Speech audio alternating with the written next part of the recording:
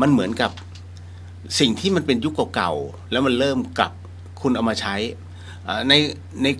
ในพาร์ทหนึ่งนะฮะถ้าย้อนกลับไปประมาณเกือบ40 ปีที่แล้วเนี่ยจะเป็นเรื่องของซุ้มมือปืนแล้ววิธีการเหล่านั้นมันถูกเขาเรียกถูกสาวไปถึงผู้บงการนะฮะแล้วคนที่รับอาชีพนี้เลิกไม่ได้นะฮะถ้าท่านดูภาพยนตร์เรื่องมือปืนเนี่ยท่านจะเห็นนี่คือชีวิตของมือปืนแล้วเป็นอย่างนั้นจริงๆตอนนี้ที่ยังคงมีมือปืนเล็ดลอดมาเป็นนักการเมืองก็ยังมีอยู่นะฮะอันนี้ก็เลยต้องเล่าสู่กันฟังที่สำคัญก็คือว่าในส่วนของความเป็นเขาเรียกชีวิตที่อับโชคของเรามือปืนเนี่ยนะฮะนี่คือการค้าชีวิตถูกไหมนั่นแหละครับถ้าถึงเวลานั้นท่านยิงเขาท่านก็จะถูกเขาจ้างยิงเหมือนกันแล้วมันเป็นวัฏจักรแบบนี้โอ้สมัยก่อนนี้นะสุดๆเลยแล้วก็ครั้งหนึ่งที่วัดฝายหินของเรานะก็ได้ให้โอกาสนักโทษประหารชีวิตได้มาบวชอยู่ที่วัดฝายหินนานแล้วน่าจะประมาณน่าจะ15 ปีมาแล้วนะฮะที่ผมเล่าเรื่องนักโทษประหารหรือว่าคนที่อยู่แดน2อ่ะนะว่าวิธีการเป็นไงก็ผมก็ได้จากเนี่ยตุท่านนี้ฮะตุลุงนะฮะตอนนี้ท่านก็ศึกไปแล้วนะไปอยู่กับแกกลับบ้านของแกนะฮะตอนนั้นที่แกมาบวชเนี่ยผมก็เลยถามว่าตุลุงแล้วมาบวชเนี่ยตกลงไม่ศึกไหมโอ้บ่ศึกกะศึกไปก็ตายกะไออะไรนะเขาบอกท่านเล่าให้ฟังนะฮะบอกว่าก็ญาติของคนที่ท่านไปยิงอ่ะมันจ้องอยู่คืออารมณ์ว่าศึกเมื่อไหร่ยิงเมื่อนั้นอารมณ์นี้เลยฮะนะแต่ว่าพอท้ายที่สุดแล้วแกก็ลาสิกขาไปนะก็ไม่ได้ข่าวอีกเลยนะฮะอันนี้ก็เลยต้องบอกว่ามันคือวิธีแห่งกรรมของใครของมันนะ ก็เลยผมเลยต้องรีบกลับไปใช้สิทธิ์ก่อนว่าพรุ่งนี้ต้องเดินทางผมจะใช้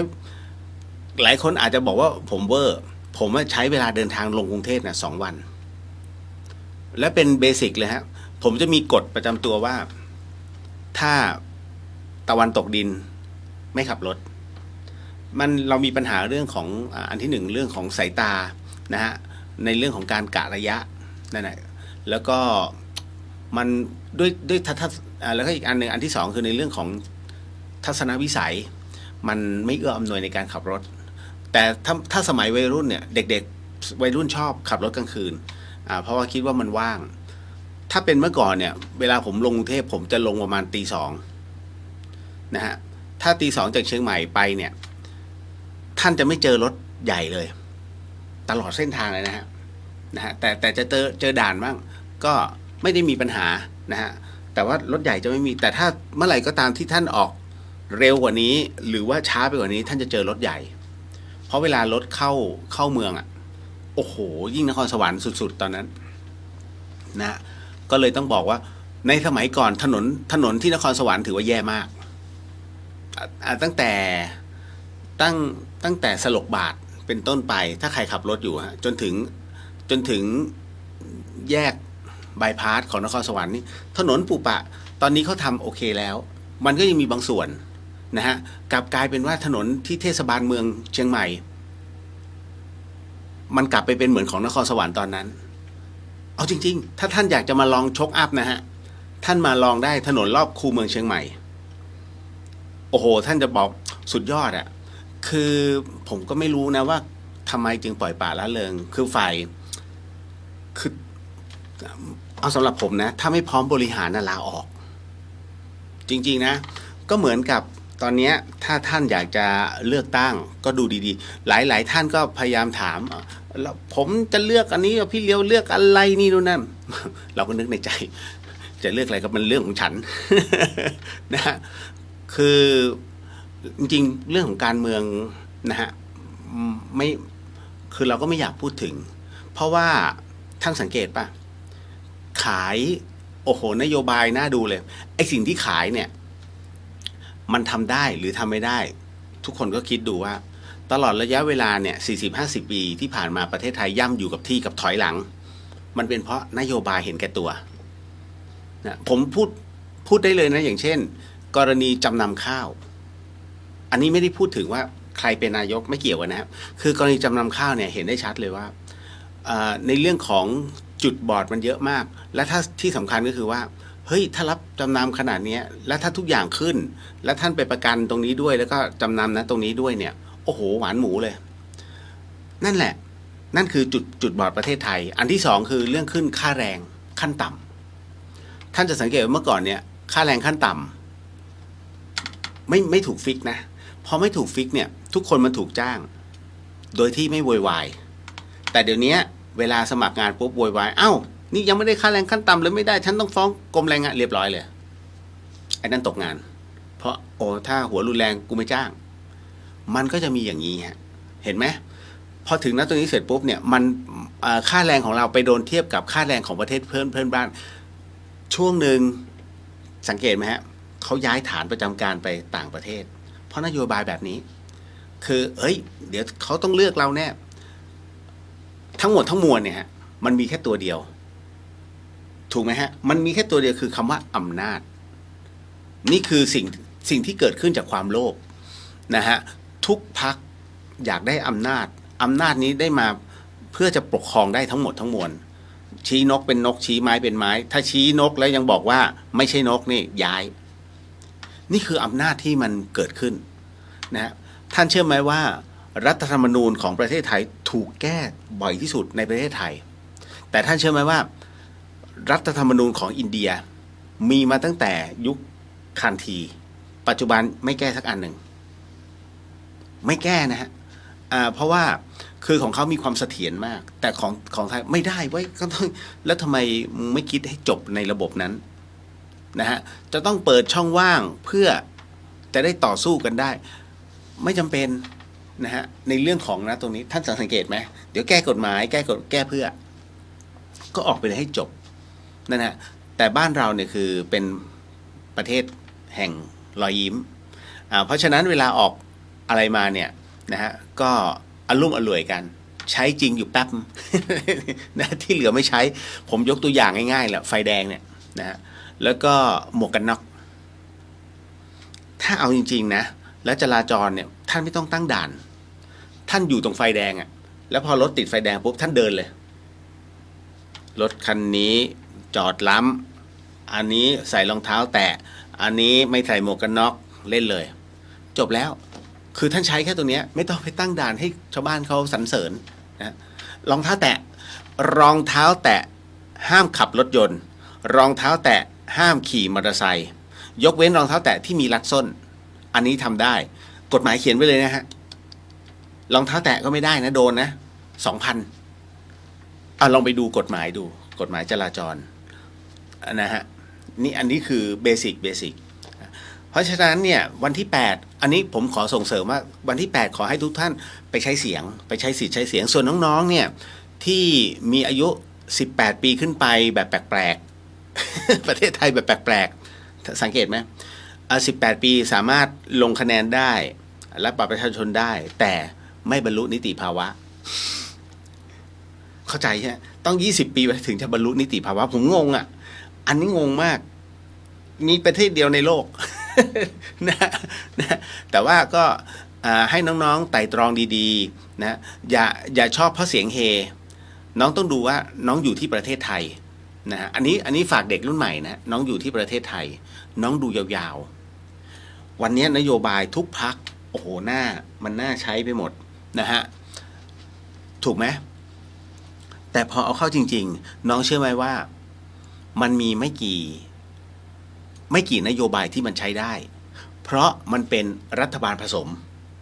พอรัฐบาลผสมข้าไม่เห็นด้วยข้าไม่ยกมันก็จะประมาณนี้ส่วนพรรคที่ต้องการเสียงเยอะๆแล้วก็อยากจะทีเดียวให้มันอันเนี้ยมีแนวโน้มว่าท่านเคยเห็นระบบฮิตเลอร์ไหมฮิตเลอร์เนี่ยเป็นประชาชนนะคนธรรมดาของชาวเยอรมันเติบโตมาในครอบครัวที่เรียกว่าถูกกดดันนะ และท้ายที่สุดฮิตเลอร์เนี่ยพอได้รับเขาเรียกว่าไปสมัครเป็นทหารแต่สุดท้ายเนี่ยก็ได้รับคัดเลือกแบบงงๆให้มาเป็นผู้นำเขายศแค่ในพันนะแล้วก็เลื่อนมาเป็นผู้นำเลยแล้วตั้งแต่นั้นฮิตเลอร์ออกนโยบายแบบเผด็จการค่อยๆซึมทีละนิดนะฮะนี่คือนโยบายแล้วเบ็ดเสร็จจึงกลายเป็นเผด็จการโดยสมบูรณ์ท้ายที่สุดจึงกลายเป็นอาชญากรสงครามที่ผมยกตัวอย่างตรงนี้ขึ้นมาเพราะว่าเป็นการเขาเรียกว่าเมื่อถูกเลือกขึ้นมาแล้วมีความเหลิงเกิดขึ้นด้วยนโยบายแบบสุดธรรมดามากนะฮะแต่มันกินใจทุกคนในชาติของเขานั่นแหละจึงนำพาให้เยอรมันเนี่ยแพ้สงครามนี่คือทั้งหมดทั้งมวลอันเนี้ยก็เลยอยากจะให้ทุกท่านได้พิจารณาไม่ว่าจะนโยบายพรรคไหนผมเชื่อมั่นว่าท่านมีภาวะพอที่จะตัดสินคือบางคนก็ชอบสีนั้นจ๋าเลยชอบสีนี้จ๋าไม่มีใครผิดนะฮะไม่มีใครผิดไม่มีใครถูกแต่ให้นึกถึงว่าครอบครัวของท่านวันหนึ่งถ้าไปเจออะไรแบบที่มันบีบหรือว่าโดนหักหลังขึ้นมาท่านจะอยู่ยังไงแค่นั้นเลยฮะเพราะฉะนั้นเอาในสิ่งที่มันเป็นไปได้ของประเทศไทยนะฮะสำหรับผมเนี่ยผมยึดมั่นหลักความจริงของประเทศไทยประเทศไทยเราไม่ได้มีทุนที่ต้องมาแจกชาวบ้านเขาเยอะแยะนะฮะประเทศไทยเนี่ยเราเป็นประเทศเกษตรกรรมแต่เราจะพยายามให้เป็นประเทศที่มีเทคโนโลยีเข้ามาดังนั้นจริงๆไม่ผิดนะฮะไม่ผิดนะครับแต่ต้องอยู่ในหลักธรรมะนะที่ดีคือเราเป็นประเทศที่เรียกว่า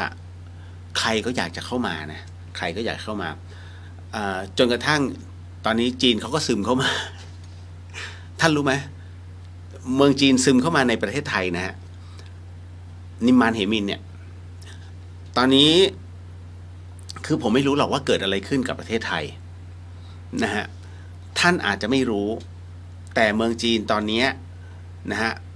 แค่ค่าเงินหยวนของเขาอะแล้วค่าเงินของเขาโอเคมาก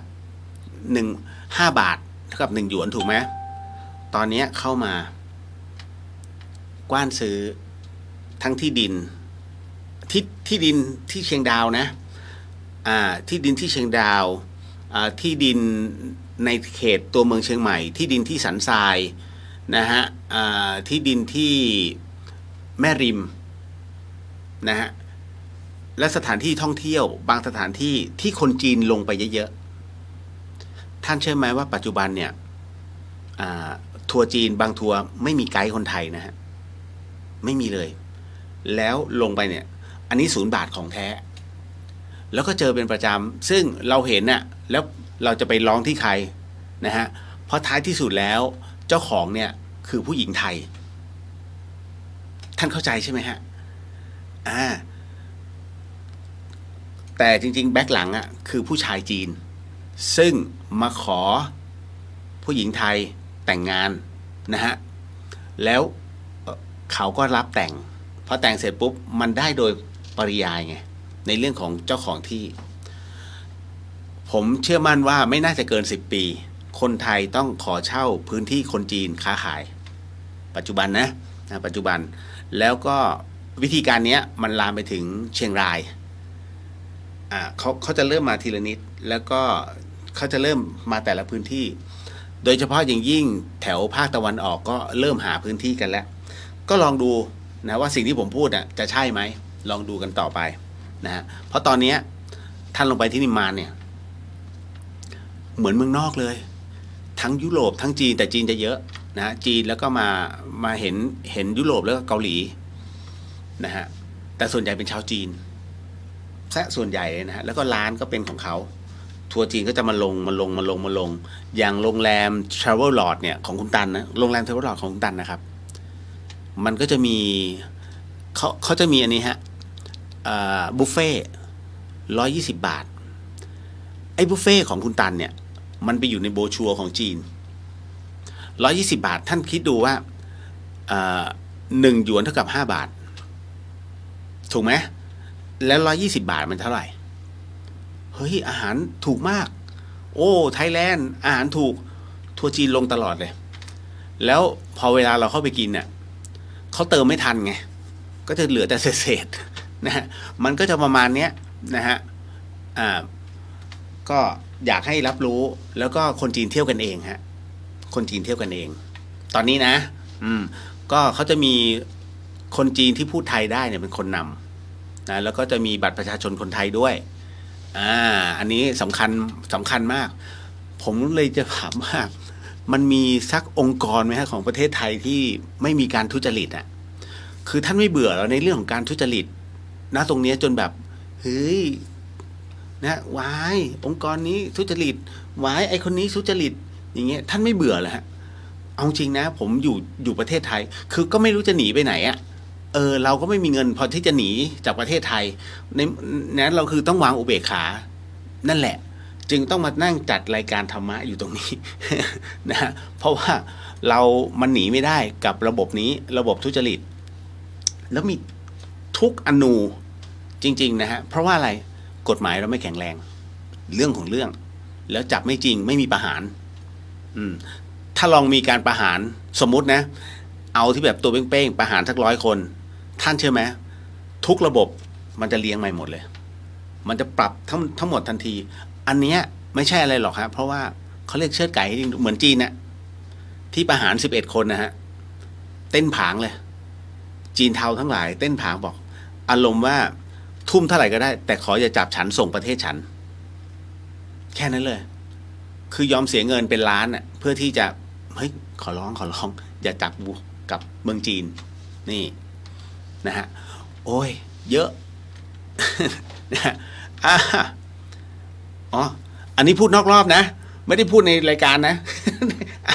เข้าสู่รายงานก่อนคุณกำลังฟังสถานีวิทยุ FM 104.50 เมกะเฮิรตซ์สถานีวิทยุเพื่อการศึกษาพระพุทธศาสนาและสังคมนี่คือรายการเดอะเฮียนฮะรายการที่ต้องบอกว่าเป็นสื่อกลางในส่วนของการสาธารณะนะฮะไม่ว่าจะเป็นทุกๆเรื่องราวเราจะไม่คุยเรื่องการเมืองแต่ว่าเมื่อกี้ที่คุยนอกรอบเนี่ยยกตัวอย่างให้เห็นแล้วก็อยากให้ทุกท่านไปใช้สิทธิ์ในวันที่8ก็คือเป็นวันอาทิตย์นี้ซึ่งผมเองก็ต้องเดินทางกับภูมิลำเนาก็ต้องไปใช้สิทธิ์เช่นกันส่วนใครชอบใครก็เลือกเอาแต่ตรงพิจารณาให้ลึกซึ้งก็ขอรณรงค์ตรงนี้ด้วยแล้วกันนะฮะหลังจากนั้นเมื่อเราได้รัฐบาลใหม่นะฮะคราวนี้ทุกท่านก็คงสบายใจเราก็กลับมาใช้ชีวิตตามปกติเลยของคนไทยนะทำสัมมาอาชีวะอย่างสนุกสนานนะแล้วก็เป็นตัวเราให้มากที่สุดนะฮะจริงๆแล้วเนี่ยด้วยในวันนี้ต้องบอกว่าขอรายงานนะครับความคืบหน้าหลังจากที่เมื่อวานนี้นะครับหลายๆท่านกัลยาณมิตรหลายๆท่านนั้นได้ร่วมบริจาคในส่วนของการจัดสร้างหินปูนทรายเหล็กนะครับเพื่อที่จะทำทางขึ้นนะฮะในส่วนของภาคศาลากรรมฐานก็ตอนนี้คิดว่าพรุ่งนี้น่าจะจบนะเฉพาะศาลากรรมฐานนะฮะแล้วพอดีมันมีปัจจัยที่เหลือนะครับอันนี้ต้องบอกก่อนเลยมันเหลือก็ผมใช้แค่นี้ดังนั้นเมื่อปัจจัยเหลือผมขออนุญาตทุกท่านนำไปซื้อเหล็กซึ่งอันนี้ก็ต้องรายงานนะนำไปซื้อเหล็กกล่องเพื่อที่เหล็กกล่องไม่ใช่กล่องนี้คือเหล็กที่เขาทำโครงสร้างเพราะกำลังจะขึ้นกุฏินะกุฏิพระนะซึ่งก็จะอยู่ใกล้ๆกับศาลากรรมฐานนะโดยที่ท่านอาจารย์ท่านพระครูสมุวิศวัตรวรกิจโจนั้นก็ได้มอบหมายให้ผมค่อยๆระดมทุนแล้วก็ค่อยๆสร้างไม่ใช่ว่าเป็นเจ้าภาพไหม100,000อันนี้เท่าไหร่100,000จริงๆไม่ใช่ผมว่ากุฏินึงเอาเต็มที่นะเท่าที่ตีราคานะมันตกประมาณ80,000 ถึง 90,000 บาทแต่กันทุกอย่างมันมีเฟกซิเบิลมันไม่มีหรอกฮะเรื่องวัสดุก่อสร้างคนที่อยู่ร้านวัสดุจะรู้ดีหรือว่าคนที่ทำการก่อสร้างจะรู้ดีว่า80,000ไม่มีจริงเขาให้บวกไปอีก1 เท่านั่นหมายถึงว่ากุฏิหลังนี้ประมาณ160,000ถูกไหม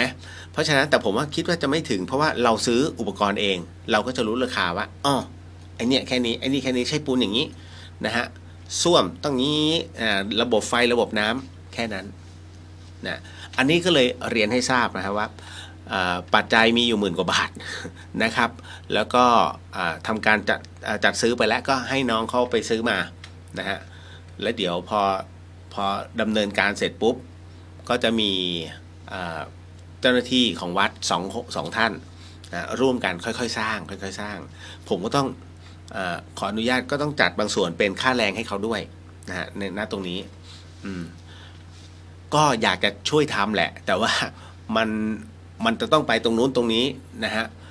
ก็เลยต้องค่อยๆก็จะใช้บอกว่าเป็นคีย์แมนผมก็ไม่ได้เก่งขนาดนั้นเพียงแต่ว่าบอกเฮ้ย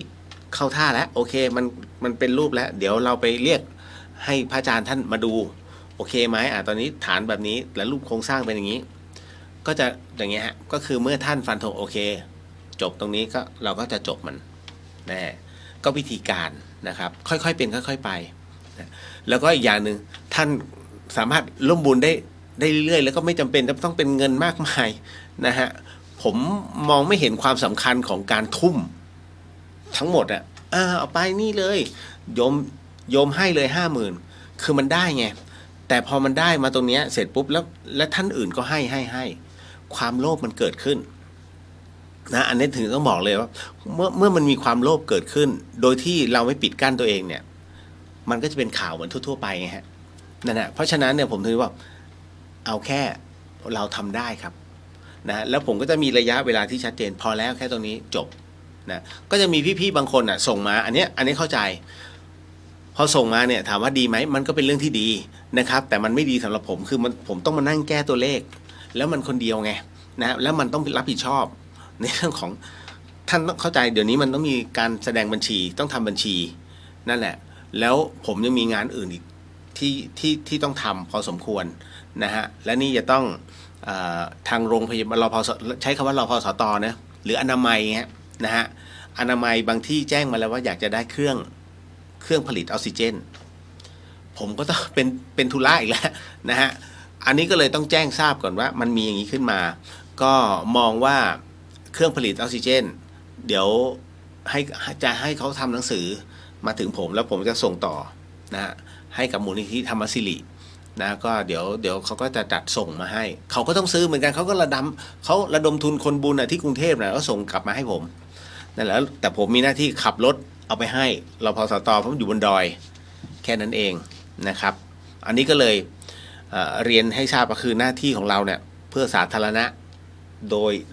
ดยแท้จริงนะฮะผลตอบแทนของผมก็คือ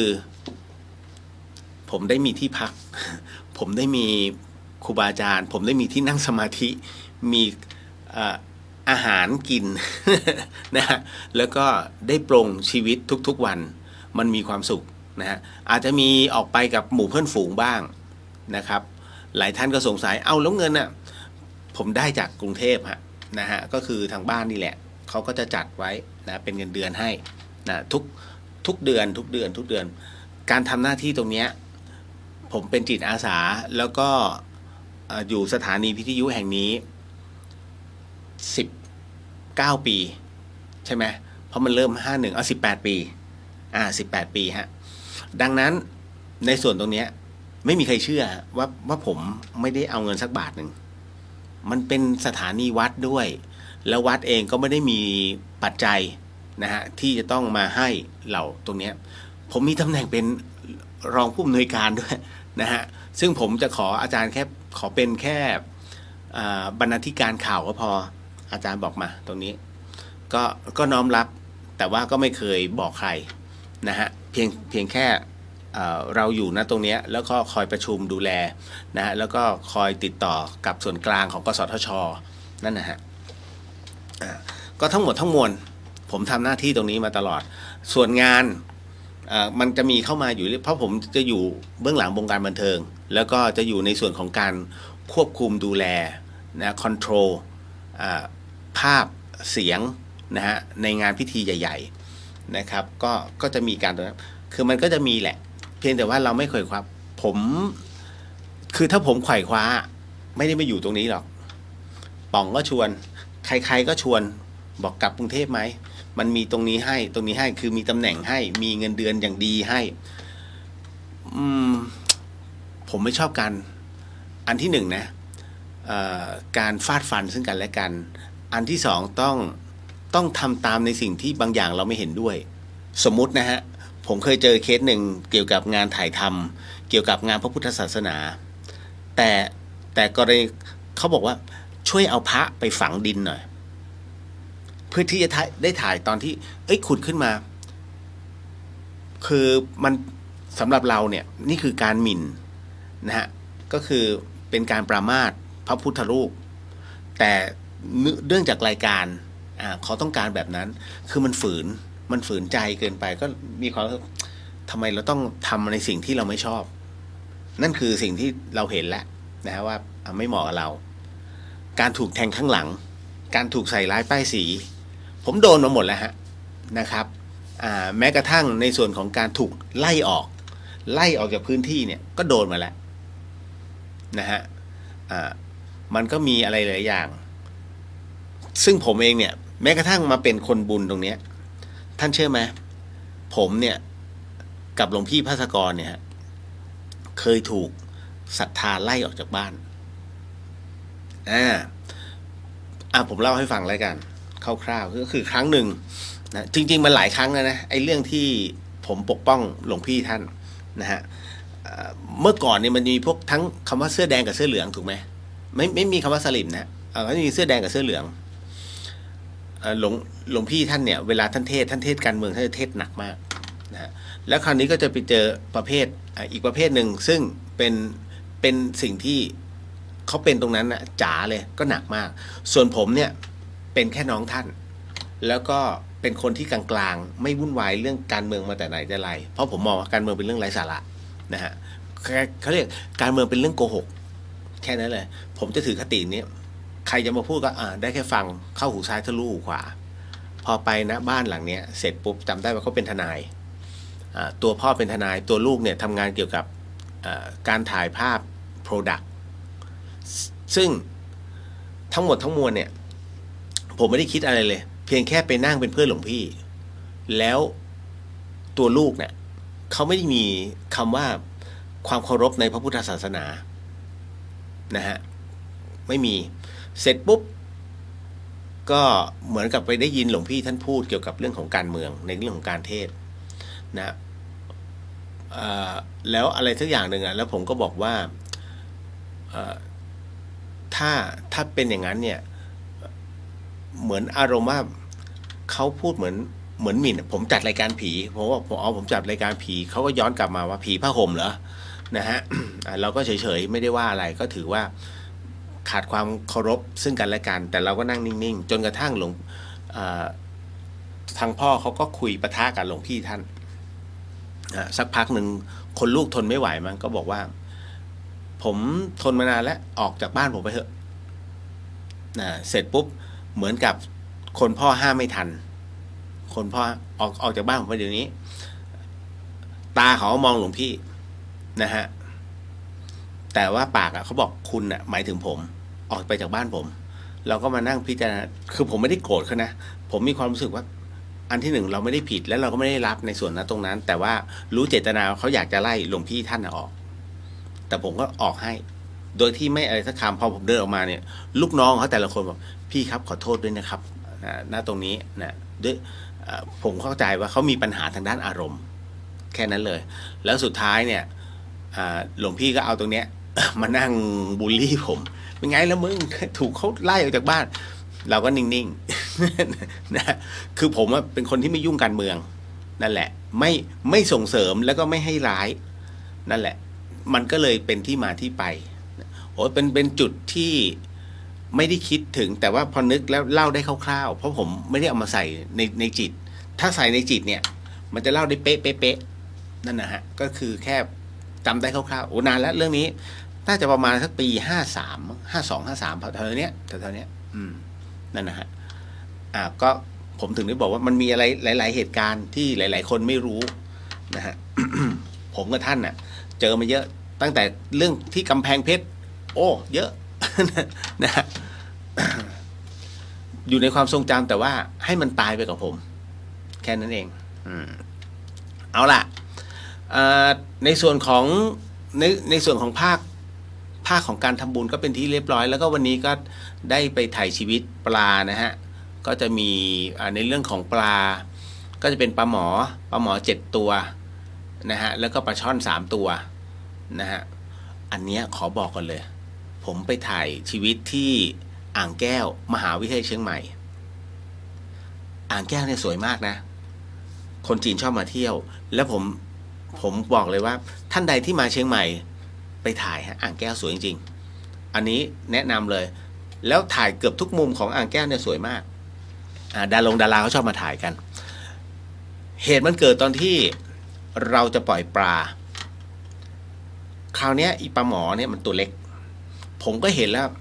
เฮ้ยโอ้โหปลาดุกคือปลาดุกตัวใหญ่มากถ้าเอาขึ้นมาเนี่ยผมว่าประมาณน่าจะแบบประมาณ1 เมตรอะโอ้โหตัวมันยาวแล้วตัวมันใหญ่มากนะฮะแล้วผมเห็นแล้วข้างๆปลาดุกมีปลาดุกอีก2-3 ตัวแล้วก็มองไปก็มีแต่ปลาคือในสระเนี้ยเหมือนแบบปลาดุกเยอะมากแล้วพอลงไปเสร็จปุ๊บผมเห็นปลาตะเพียนนอนตายอยู่คือที่สระแห่งเนี้ยเขาห้ามฆ่าสัตว์ห้ามตกปลานะฮะเพราะฉะนั้นอีปลาตะเพียนตัวนี้ที่มันตายผมก็เห็นแล้วล่ะโดนปลาดุกลุมแน่ๆ100%เพราะฉะนั้นเนี่ยพอปล่อยปลาหมอเสร็จไอ้ปลาหมอนี่มันไวแล้วเงี้ยงมันเงี้ยงอ่ะมันแน่นอนพอๆกันแต่อีปลาดุกจะไม่ชอบประเภทนี้มันก็เลยตอนแรกอ่ะมันจะทำการฮุบแต่ปลาหมอมันไวมันหลบฟุบตามหินน่ะมันก็เลยปลอดภัยคราวนี้มาถึงปลาช่อนผมก็ค่อยหย่อนปลาช่อนลงเพราะเวลาปล่อยปลาฮะท่านอย่าสาดปลาทั้งกะละมังลงนะปลามันจะช็อกน้ำนะฮะค่อยๆฮะค่อยๆผมก็จะค่อยๆเอาถุงเนี่ยหย่อนลงแล้วให้น้ำเนี่ยจากแหล่งธรรมชาติค่อยๆเข้ามาผสมมันเหมือนกับท่านผสมน้ำอุ่นอาบอะพอเสร็จปุ๊บเนี่ยมันจะไม่ช็อกน้ำไอช่อนตัวแรกเนี่ยมันออกไปเสร็จปุ๊บไอปลาดุกเตรียมชาร์จเลยมันเตรียมจะฮุบเลยพอมันเห็นปลาช่อนตัวใหญ่พอๆกับมันอะมันถอย มันถอยหนีนะฮะคือประมาณว่ากูอดแล้วเจอคู่แข่งสุธีไอ้ดุกกับไอ้ช่อนเนี่ยไอ้ดุกจะไม่ทำอะไรช่อนนะเพราะปลาช่อนเนี่ยมันฮุบไอ้ดุกนะแต่มันจะไม่ฮุบลูกสัตว์ทั้งหลายไม่ฮุบลูกกุ้งไม่ฮุบอะไรยกเว้นถ้าใครจะมาวุ่นวายกับมันอ่ะมันฮุบมันจะมับทันทีไอ้ดุกมันจึงกลัวนะพอเห็นในช่อนลงมาเสร็จปุ๊บเนี่ยอีก2 ตัวมันก็ค่อยๆออกจากถุงแล้วมันก็จะมีอีก2 ตัวใหญ่เหมือนกันพุ่งเข้ามาจะชาร์จไอ้2 ตัวนี้เข้าไปชาร์จไอ้ดุกหนี สุดท้ายปลาทั้ง10 ตัวปลอดภัยสิ่งที่ผมเล่ามาผมกำลังจะบอกว่าใครก็ตามที่กำลังคิดว่าการไถ่ชีวิตปลาเป็นเรื่องที่ดีผมก็บอกว่ามันเป็นเรื่องที่ดีแต่ต้องดูชนิดของปลาฮะถ้าท่านเอาไอ้พวกซาลาแมนเดอร์ทั้งหลายเนี่ยแล้วก็เอาปลาดุกมาหรือเอาไอ้อะไรนะไอ้ปลาช่อนอเมซอนซึ่งพวกเนี้ยมันเป็นปลาที่กินเหล่าลูกปลาทั้งหลายไอ้ปลาที่ท่านปล่อยมันไม่กินแต่เมื่อไหร่ก็ตามที่มันตั้งไข่แล้วมันออกลูกออกมาเนี่ยอย่างลูกไอ้ช่อนเขาเรียกไอ้คอกนะปลาคอกถ้าไอ้คอกมันออกมาเนี่ยมันกินในคอกหมดเลยเพราะฉะนั้นเนี่ยถึงได้บอกว่าเวลาปล่อยปลาอย่าปล่อยปลาดุกฮะปลาดุกถ้าท่านจะปล่อยท่านต้องปล่อยบ่อปิดนะครับแล้วมันจะไม่ทำร้ายตัวอื่นเลยไอ้ดุกมันจะซัดกันเองนั่นน่ะแต่ถ้าเมื่อไหร่ก็ตามที่โอ้สงสารปล่อยตามธรรมชาติปล่อยปิงนะไม่นานฮะปลาอื่นจะหายหมดเลยจะเหลือแต่ปลาดุกอย่างกรณีตรงนี้ท่านไปดูได้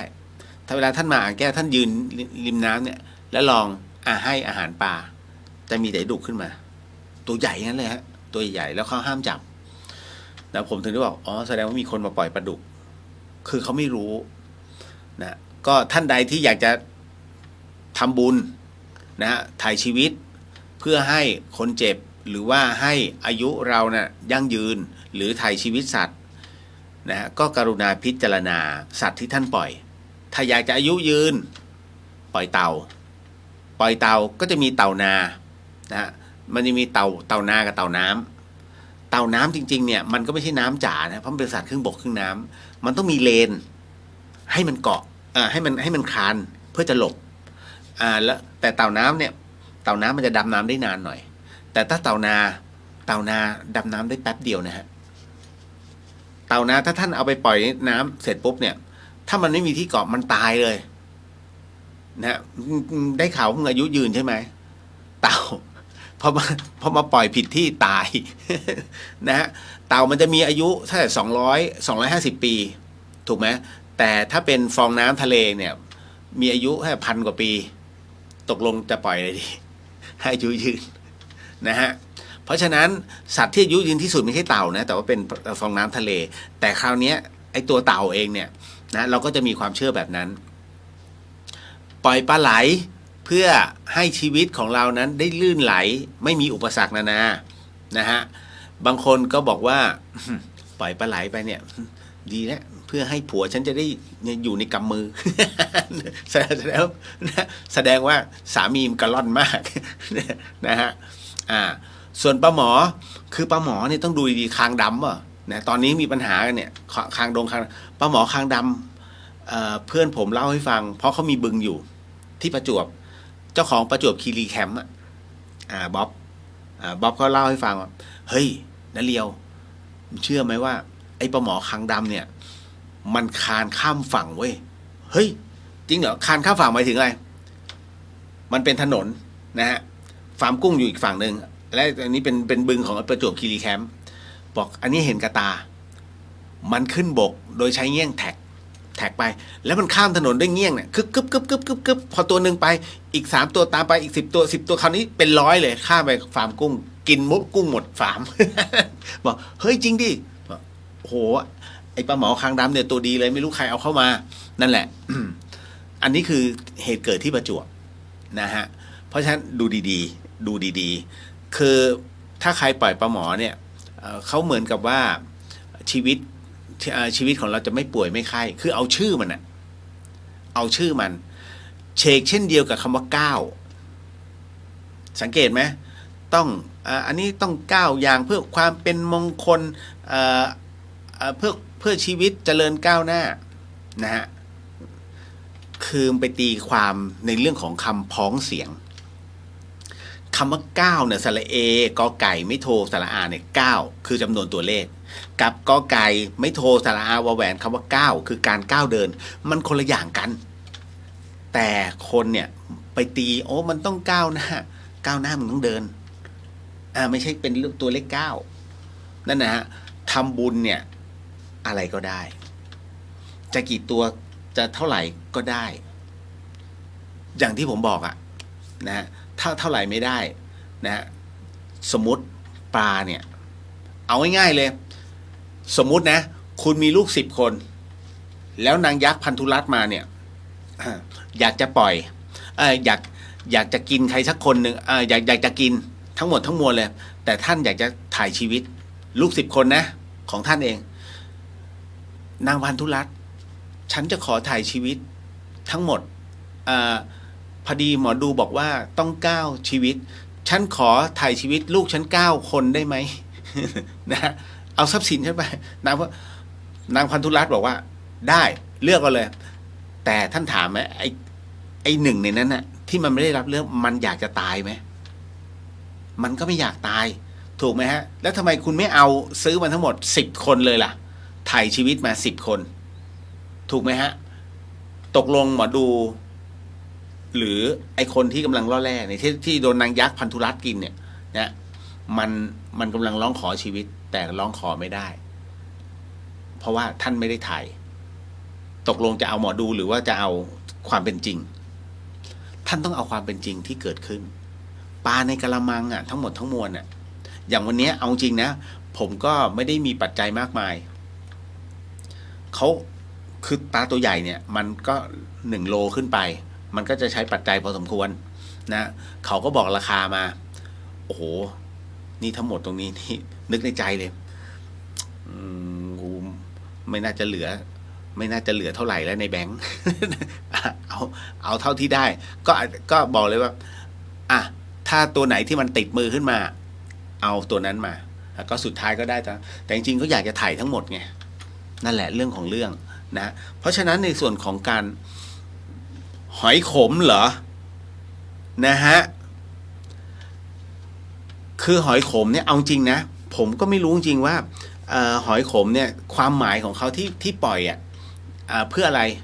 เพื่ออุดมชีวิตฉันจะมีแต่หอยหรืออะไรล่ะไม่เข้าใจจริงๆในเรื่องตรงเนี้ยนะฮะ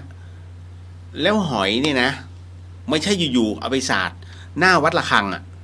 ท่านสังเกตป่ะอ๋อเอาหอยขมมาแล้วก็สาดลงน้ำเดี๋ยวหอยเนี่ยนะฮะท่านไปศึกษาไอ้เรื่องหอยให้ดีหอยมันต้องการหลักในการที่จะต้องเกาะมันอยู่ในน้ำจริงแต่มันต้องการหลักในการเกาะนะฮะเพื่อที่มันจะได้ทำการขยายพันธุ์ได้อย่างหอยแมงภู่เห็นไหมเขาถึงต้องลงไปตามหลักต่างๆมันจะได้ขยายพันธุ์ได้แต่เนี้ยโยนปุ๊บหอยเน่าเพียบเลยฮะท่านไปดูดิเปลือกทั้งนั้นเลยที่ตรงไอ้ตรงอะไรล่ะท่าน้ำของวัดระฆังนั่นน่ะเพราะฉะนั้นแล้วก็ตรงท่าเทวกุญชรตรงเทเวศปล่อยอะไรก็ไม่รู้นั่นนะฮะคืออารมณ์ว่ากูอยากทำบุญอันนี้เห็นกับตาเลยผมนั่งเรือด่วนอยู่กำลังอธิษฐาน5 กะละมังนะฮะเขากำลังอธิษฐานเสร็จแล้วเรือมันยังไม่ออกเหมือน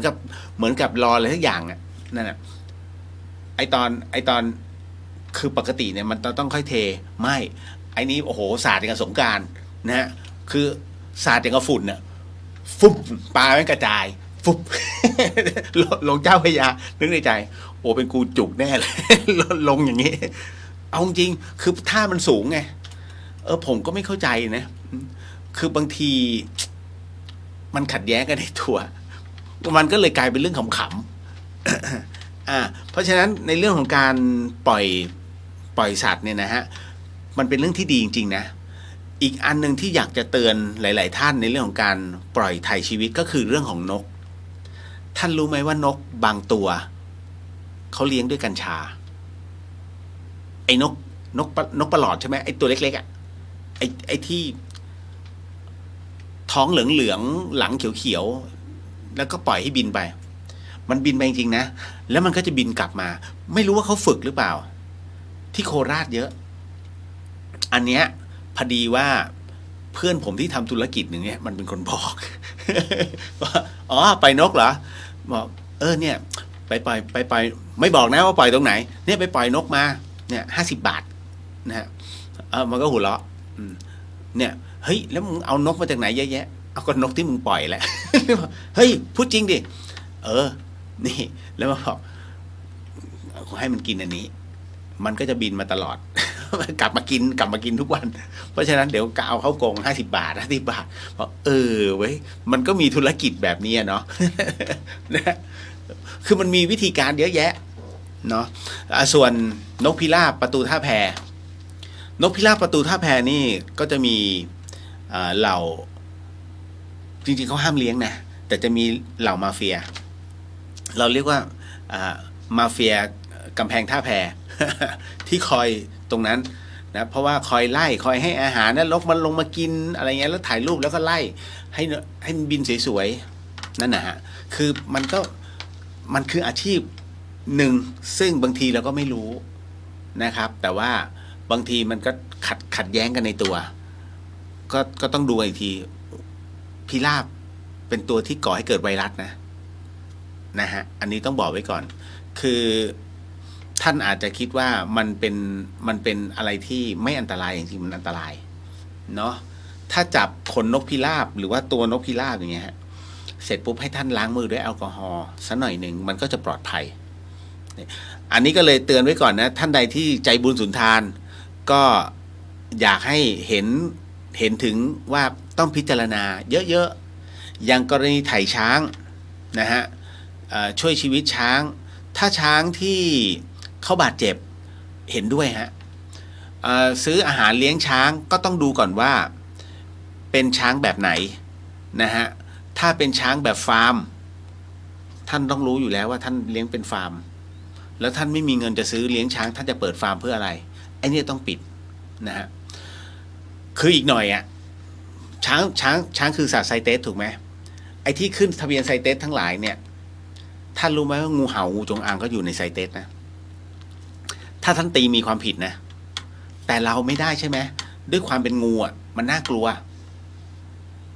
เพราะฉะนั้นไม่รู้หรอกว่าอะไรตีก่อนเลยนั่นแหละนั่นคือเหตุปัจจัยที่ต้องบอกว่าอีกหน่อยมันจะเยอะขึ้นเพราะมันโดนคุ้มครองจนไม่มีการกำหนดหรือว่าเขาเรียกอะไรล่ะจำกัดพื้นที่มันนี่แหละตัวผมไม่แน่ใจตัวเงินตัวทองหรือเปล่านั่นแหละ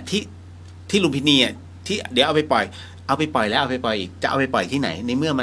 มันไม่ใช่มังกรซาลาเมนเดอร์ที่อยู่ในเกาะปาปัวอะไรอย่างนี้เป็นต้นถ้าแบบจัดหนึ่งเกาะสำหรับเลยนะตัวเงินตัวทองอันนี้จบแต่นี่มันกระจายทั่วไปไงนะฮะและดันเป็นสัตว์คุ้มครอง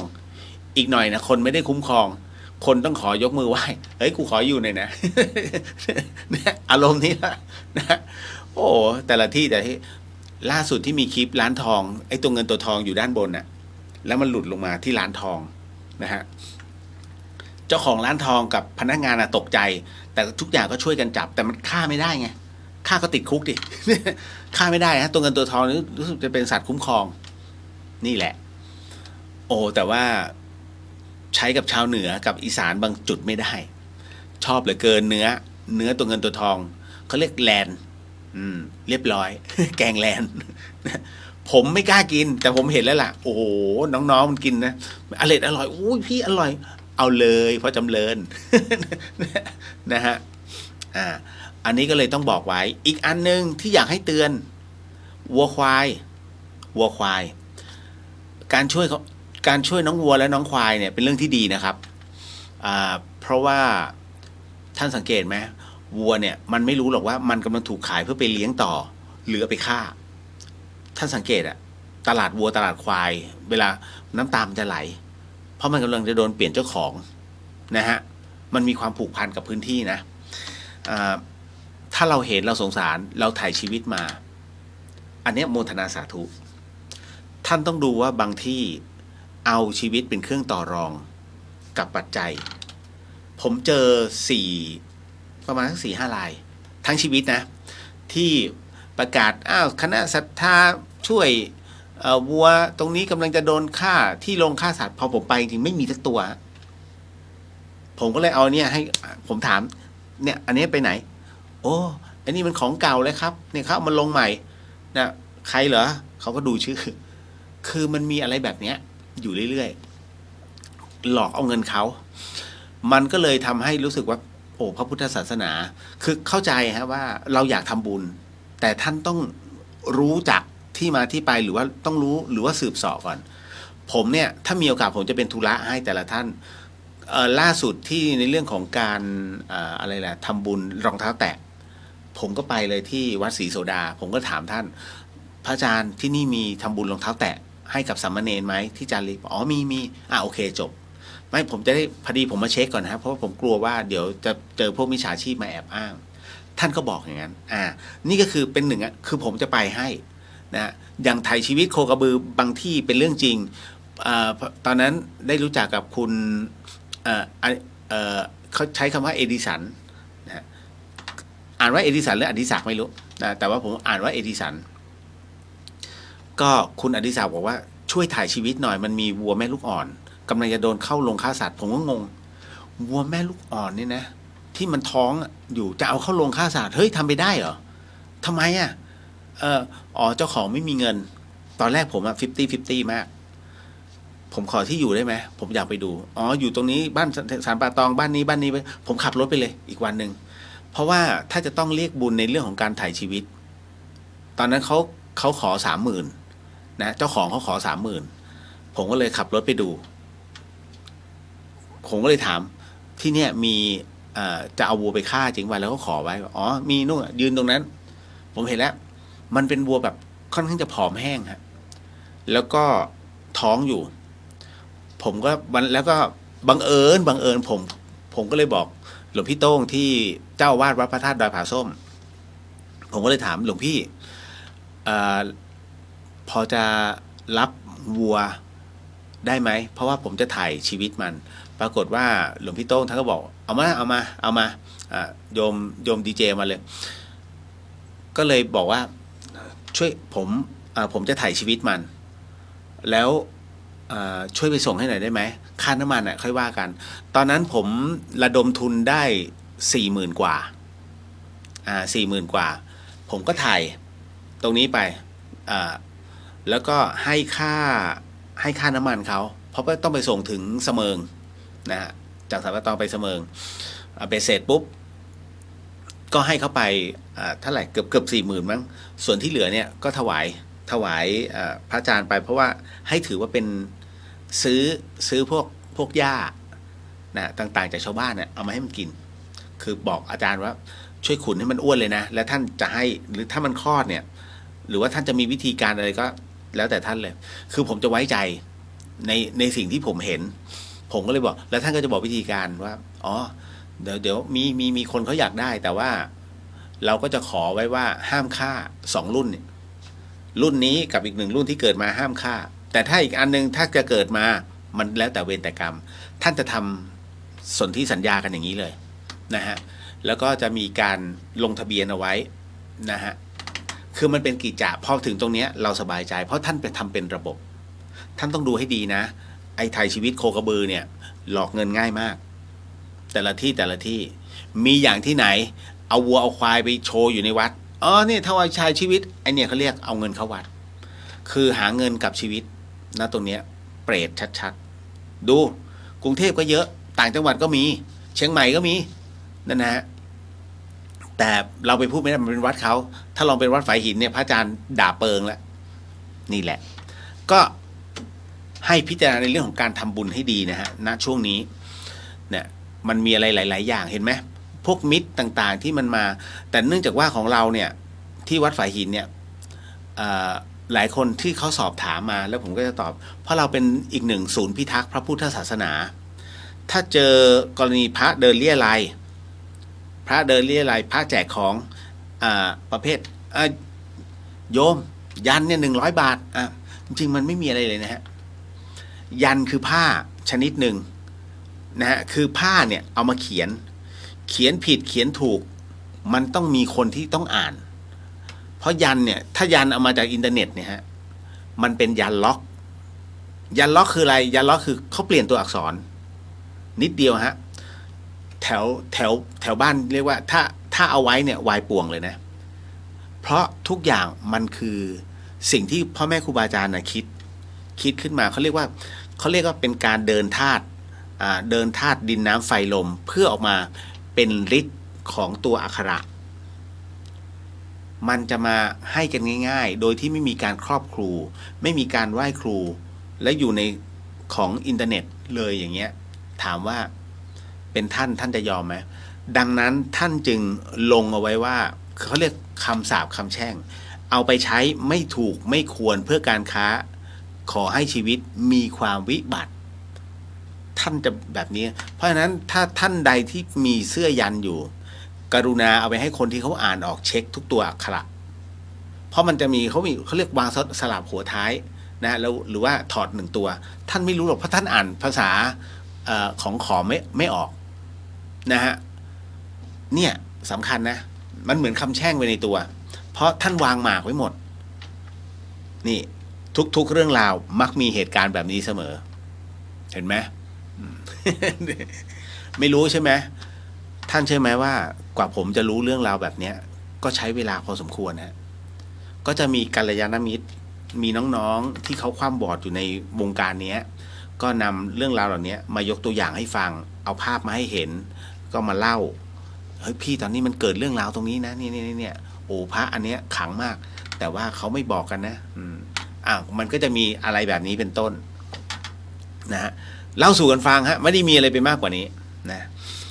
ขออนุญาตทักทายนิดนึงแล้วเดี๋ยวเราค่อยเข้าสู่ในช่วงตรงนี้เนาะคุณพี่กรณ์ สวัสดีเลี้ยวสวัสดีครับผมพี่กรณ์เดี๋ยวอาจได้เจอผมอาจจะมีเดี๋ยวนะมีนาน่าจะประมาณปลายมีนาผมอาจจะลงไปสงขลาพอดีมันมีทริปสงขลาที่จะต้องพาคณะไปกราบไหว้พ่อแม่ครูบาอาจารย์เพราะหลายๆรูปเนี่ย90กว่าแล้วอาจารย์ดรกมลพรแกก็กลัวว่าเดี๋ยวจะไม่ได้ทันถวายเทธรรมหรือว่ากราบนะแต่ละหลวงปู่สายใต้นะเดี๋ยวผมไปแวะเพราะผมต้องไปเซอร์เวย์เดี๋ยวแวะไปหาที่ร้าน นะพูดออกอากาศไปเลยไม่มีปัญหา นะขออนุญาตนิดหนึ่งฮะน้องแมนสวัสดีครับพี่เลี้ยวอุ้ยสวัสดีครับนะฮะคุณพรกมลสวัสดีค่ะคุณเลี้ยวสวัสดีครับนะฮะพี่ติ๊กสวัสดีค่ะคุณเลี้ยวสวัสดีครับพี่นะฮะคุณประภาสวัสดีค่ะพี่เลียวสวัสดีฮะนะฮะคุณเมธสิทธิ์สวัสดีครับพี่เลียวสวัสดีครับผมนะฮะแล้วก็มาคุณนัทสิทธิ์สวัสดีครับพี่เลียวสวัสดีฮะคุณรุ่งสวัสดีค่ะคุณเลียวสวัสดีครับนะฮะพี่สุวรรณยาสวัสดีค่ะสวัสดีครับพี่นะคุณจินตชาสวัสดีค่ะคุณเลียวขออนุโมทนากับทุกบุญที่เกิดขึ้นนะครับโมทนาสาธุครับก็ทำเท่าที่ทำได้นะฮะแล้วก็คือมันมีอะไรหลายอย่างนะจริงๆเราก็ไม่อยากเอาเรื่องลกๆที่มันเกิดขึ้นบนวัดฝายหินเนี่ยเอามาเล่าสู่กันฟังคงไม่ใช่หรอกคือวัดเนี่ยก็เป็นวัดพระท่านก็อยู่ของท่านอย่างสมถะนะฮะแต่มันมีเรื่องจากข้างล่างเนี่ยเอามาใส่วัดข้างบนคนมันมาหาเรื่องผมก็ต้องมาเป็นด่านหน้าให้ท่านในเรื่องของการเคลียร์แต่ละเรื่องมันมีทุกวันนะฮะเลข67ไงนะเลข6ก็คือเลขดาวศุกร์เลข7คือเลขดาวเสาร์ที่นี่เลยนะจึงมีพระศุกร์เขาเรียกพระศุกร์เข้าพระเสาร์แทรกดังนั้นวิธีแก้ของพระอาจารย์ก็คือว่าเวลาท่านใดส่งจดหมายส่งพัสดุมานะจะไม่บอกเลขที่จะใช้คำว่าวัดฝายหินถ้าสังเกตว่าหลายๆท่านเนี่ยที่ส่งของมาให้ผมนะฮะจะใช้คำว่าวัดฝายหินหมู่1บ้านฝายหินไม่มีเลขที่นะเพราะถ้าใส่เลขที่เมื่อไหร่มีเรื่องเมื่อนั้นจริงๆมันแปลกมากถ้าบอกเลขที่67ปุ๊บเรียบร้อยเลยอีกวันหนึ่งมีเรื่องเลยวัดฝายหินลองมาหลายครั้งเลยฮะจนกระทั่งตอนนี้ทั้งวัดจะไม่ใช้คำว่าเลขที่67ก็จะใช้คำว่าวัดฝายหินหรือถ้าท่านใดที่ส่งของมายังสถานีวิทยุ 104.5 นะฮะก็ใช้ 104.5 วัดฝายหินของถึงหมดนะฮะไม่ต้องมีเลขที่นี่มันแปลกนะจะมาบอกว่าดวงดาวต่างๆนะมันเป็นเรื่องล้อเล่นเดี๋ยวนะท่านรู้จักหงเบ้งใช่ไหมหงเบ้งอ่ะดูดาวเพื่อที่จะแล้วก็ดูเลิกงามยามดีจับยามสามตาเพื่อให้กองทัพนะได้มีชัยชนะทุกครั้งไปแม้กระทั่งวันสุดท้ายของหงเบ้งนะฮะแงนดูวาระสุดท้ายของตัวเองโอ้มาแล้วดาวที่มันเคยส่องสว่างเริ่มตกจึงมีเพลงหงเบ้งดูดาวไงของบุปผาสายชนคงเบ่งดูดาวเมื่อดาวตกใช่ไหม โอ้โหพูดถึงอายุแหละ นะฮะก็แปลกมันเป็นศาสตร์ที่มีมานานแล้วฮะคุณแพมรายงานตัวคุณเรียวแล้วก็ชาวเดอะเฮียนโมทนาสาธุกับคุณแพมนะฮะที่ให้เจ้าหน้าที่เข้ามาทำความสะอาดพรมในอุโบสถดูดเชื้อต่างๆความสกปรกและฝุ่นที่อยู่ในอุโบสถวัดฝายหินได้เป็นเกือบเป็นกิโลนะโมทนาสาธุครับขอบพระคุณมากๆพระอาจารย์ท่านก็ฝากขอบคุณด้วยแล้วก็พระภิกษุเกือบเรียกว่าทั้งวัดเลยฮะก็อ่านไปในโพสต์ของวัดนะก็ฝากโมทนานะขอบคุณนะครับขอบคุณมากนะฮะน้องกนกวานสวัสดีครับพี่เลียวสวัสดีครับผมนะคุณจินชาเล่าซะเห็นภาพตอนนีโม่วางแผนหนีจากตู้ปลาลงทะเลได้ นะไม่มันเป็นสัญชาตญาณของการเอาตัวรอดไงนะฮะต่อมา พี่เฉลิมศรีสวัสดีค่ะคุณเลี้ยวสวัสดีครับสวัสดีครับผมน้องขจรศิลป์สวัสดีครับพี่เลียวสวัสดีจ้าน้องชายนะฮะน้องสาวินีสวัสดีครับพี่เลียวสวัสดีครับผมนะฮะคุณสุกัญญาสวัสดีค่ะสวัสดีฮะน้องสาวินีศีล8ดูละครได้ไหมคะพอดีจะอดอาหาร3 วันเลยว่าถือศีลไปพร้อมกันเลยเอ่อถามว่าดูละครได้ไหมดูละครดูได้เฮ้ยจริงเหรอพี่เลี้ยวหลายคนบอกดูไม่ได้ดูได้นะครับ ผมเห็นเนี่ยครูบาอาจารย์ก็ดูแม่ชีก็ดูแต่การดูของท่านดูเพื่อพิจารณาอันนี้ฟังให้ดีดูเพื่อพิจารณาจิตของท่านว่าคล้อยตามไหมถ้า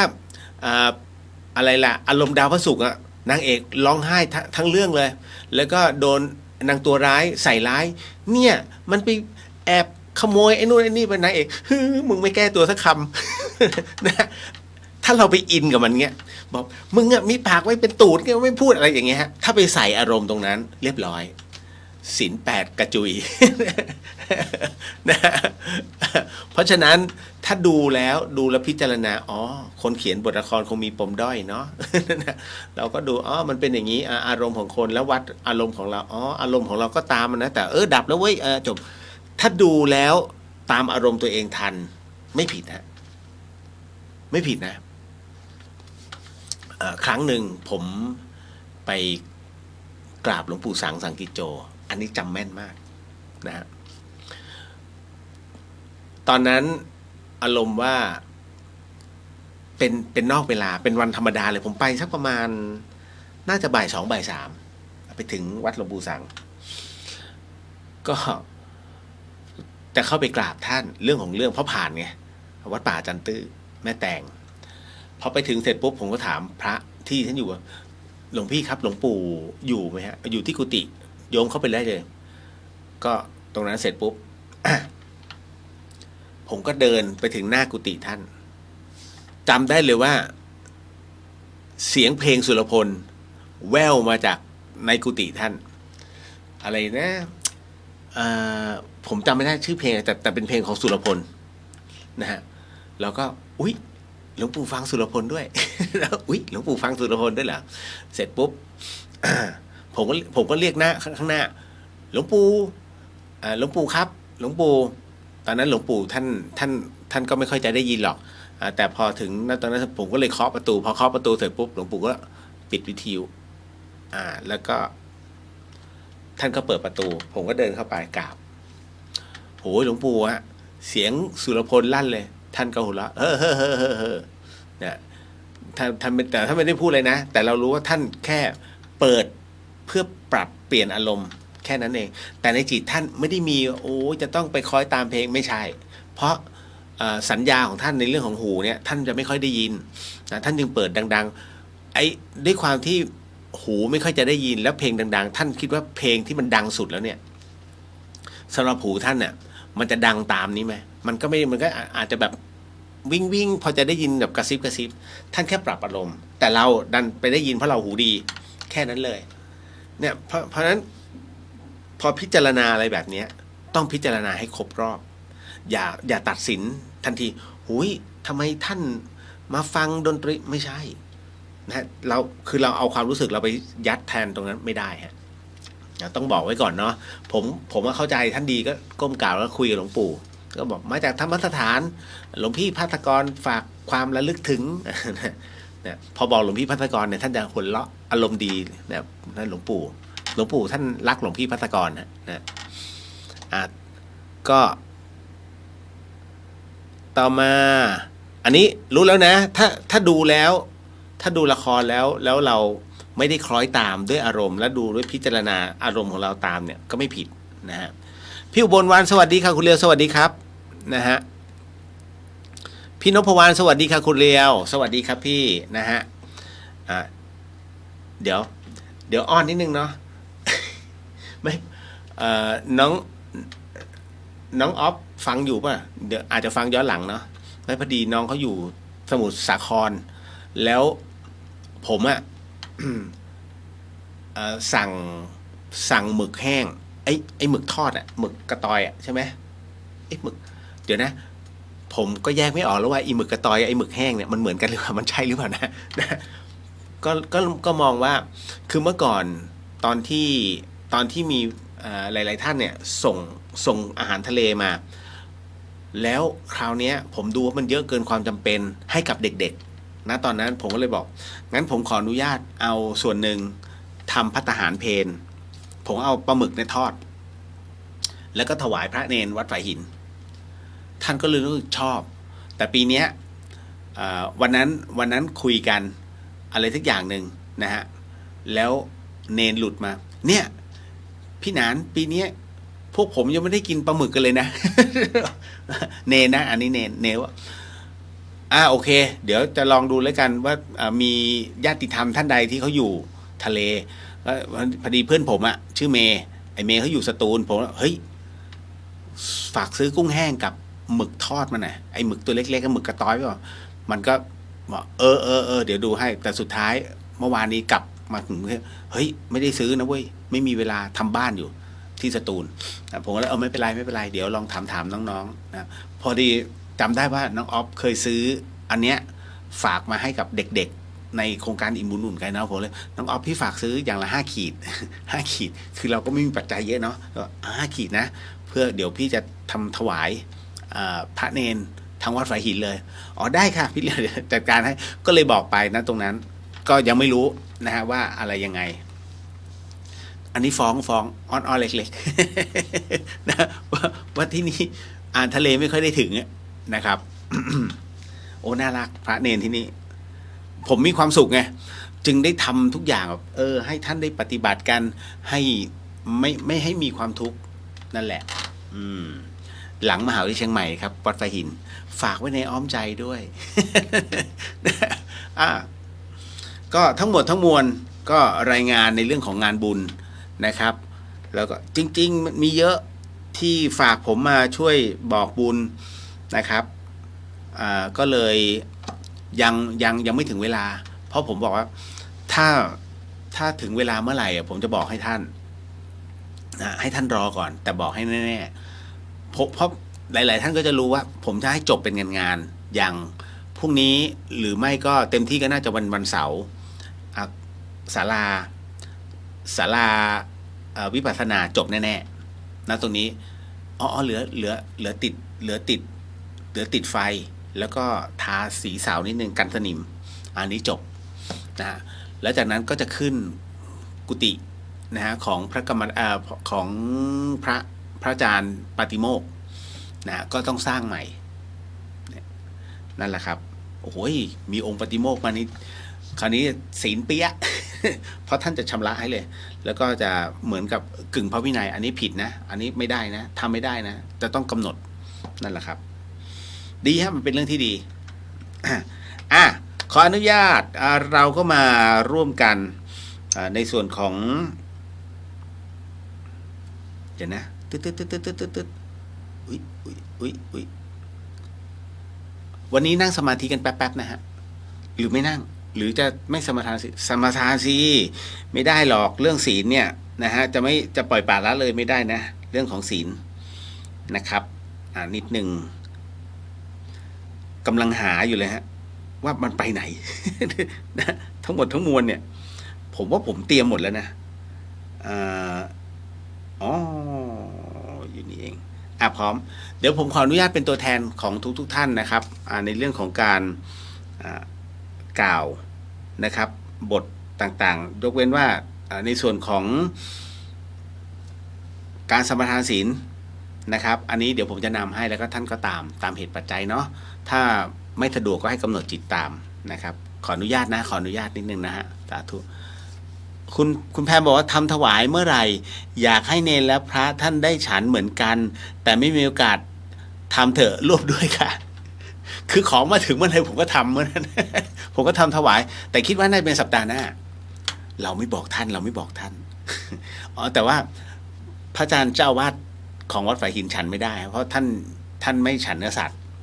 นะมาแต่ไหนแต่ไรแล้วนะครับคือหลายๆท่านเนี่ยก็ผมถึงได้บอกไง อ่าพระอาจารย์ท่านอ่ะเป็นพระปฏิบัติแบบไหนมันจะอยู่ในสายตาผม ถ้าสมมุติว่าโอ้พระอาจารย์ใครจะทำบุญกับรูปนี้ไม่ต้องไปที่อื่นไปที่อื่น ผมจะกระซิบแบบคือเราก็ตรงๆแต่คราวนี้เราเห็นจริยวัตรของท่านน่ะเราบอกถ้าท่านอยากจะมาทำบุญนะฮะมาได้เลยนะฮะแล้วก็ไม่ต้องมาบอกโอ้ท่านเจ้าวาดวัดฝายหินเป็นพระแบบนั้นไม่ต้องให้ท่านดูนะฮะว่าท่านน่ะเป็นอะไรแบบไหนคือถ้าท่านไม่ดีผมไม่ช่วยท่านจนถึงบัดนี้แล้วก็ทำทุกอย่างให้ท่านเลยนะถึงบอกว่าเต็มที่เดี๋ยวผมมีท่านเป็นสารณะอีกรูปหนึ่งนั่นนะฮะนะบอกไว้ก่อนขออนุญาตเนาะสาธุนะโมตัสสะภะคะวะโตอะระหะโตสัมมาสัมพุทธัสสะนะโมตัสสะภะคะวะโตอะระหะโตสัมมาสัมพุทธัสสะนะโมตัสสะภะคะวะโตอะระหะโตสัมมาสัมพุทธัสสะปุริมันจทีสังราชาทัตตโทษปัสสะสติคัตถพานังอธิปติมหาราชายสัสสิโสปุตตปิตัสสะภาหโวธัมมานา มหาพลายที่มันโตชุติมันโตวันโตยสัตถิโนโมทัมมานาทั้งสุทักินันจติสังราชาวิรุโหตาปัสสะสติกุมพทานังอธิปติมหาราชายสัสสิโสปุตตปิตัสสะภาหโวธัมมานามหาพลายที่มันโตชุติมันโตวันโตยสัตถิโนโมทัมมานาทั้งสุปัจฉิมันจติสังราชาวิรุปโคปัสสะสตินาคานังอธิปติมหาราชายสัสสิโสปุตตปิตัสสะภาหโวธัมมานามหาพลายที่มันโตชุติมันโตวันโตยสัตถิโนโมทัมมานาทั้งสุอุตรัญจติสังราชากุเวโลตาปัสสะสติยคานังอธิปติมหาราชายสัสสิโสปุตตปิตัสสะภาหโวธัมมานามหาพลายที่มันโตชุติมันโตวันโตยสัตถิโนโมทัมมานาทั้งสุปุริมาทิสังทัตตรโททักขิเนนาเวโรหโกปัจฉิเมนาวิรูปโคกุเวโรอุตรันติสังตตาโรเตมหาราชาสมันตาจตุโรทิสาทัตถลมานาทั้งสุสักเคกาเมจรูเปคิริสิครตเตจันตริเควิมาเนทีเปรเทจคาเมตรุวนาคาเนเคหาวตุมหิเคเตภุมมาจยันตุเทวาชลทรวิสเมยคคันทัพพนาคาติทันตาสันติเกยังมูนีวรวัจนังสาทโวเมสุนันตุธรรมะสวนาการโรอยัมพัทันตาธรรมะสวนาการโรอยัมพัทันตาธรรมะสวนาการโรอยัมพัทันตาต่อไปเป็นการสมทานศีลนะฮะถ้ามีโอกาสก็ว่าตามเดี๋ยวผมนำให้ท่านใดที่ไม่สะดวกก็ให้น้อมจิตตามนะครับพุทโธธัมโมสังโฆศีลข้อหนึ่งไม่ฆ่าสัตว์ศีลข้อสองไม่ลักทรัพย์ศีลข้อสามไม่ประพฤติผิดในกามศีลข้อสี่ไม่พูดเท็จศีลข้อห้าไม่ดื่มสุราและของมึนเมาบัดนี้ข้าพเจ้าตั้งใจรักษาศีลแล้วบัดนี้ข้าพเจ้าคือผู้มีศีลข้าพเจ้าผู้มีศีลละอายต่อการทำความชั่วกลัวต่อผลของบาปกรรมข้าพเจ้าผู้มีศีลมีหิริโอตปะมีกายเป็นมนุษย์มีใจเป็นเทวดาเป็นมนุษย์เทโวผู้เข้าถึงความเป็นสหายกับเหล่าเทวดาทั้งหลายณ บัดนี้ข้าพเจ้าทั้งหลาย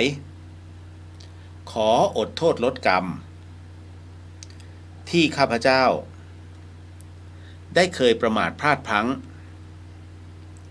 ในช่วงวันนี้ลงในฉับพลันและขอให้กรรมดีที่ข้าพเจ้าหรือเหล่ากัลยาณมิตรได้ทำไว้นั้นขอจงมาแทรกส่งผลบุญนี้ให้ข้าพเจ้าได้มีความสุขและประสบผลสำเร็จตลอดไปเทินต่อไปก็จะเป็นในเรื่องของการขึ้นพระกรรมฐานเนาะ สักครู่ครับ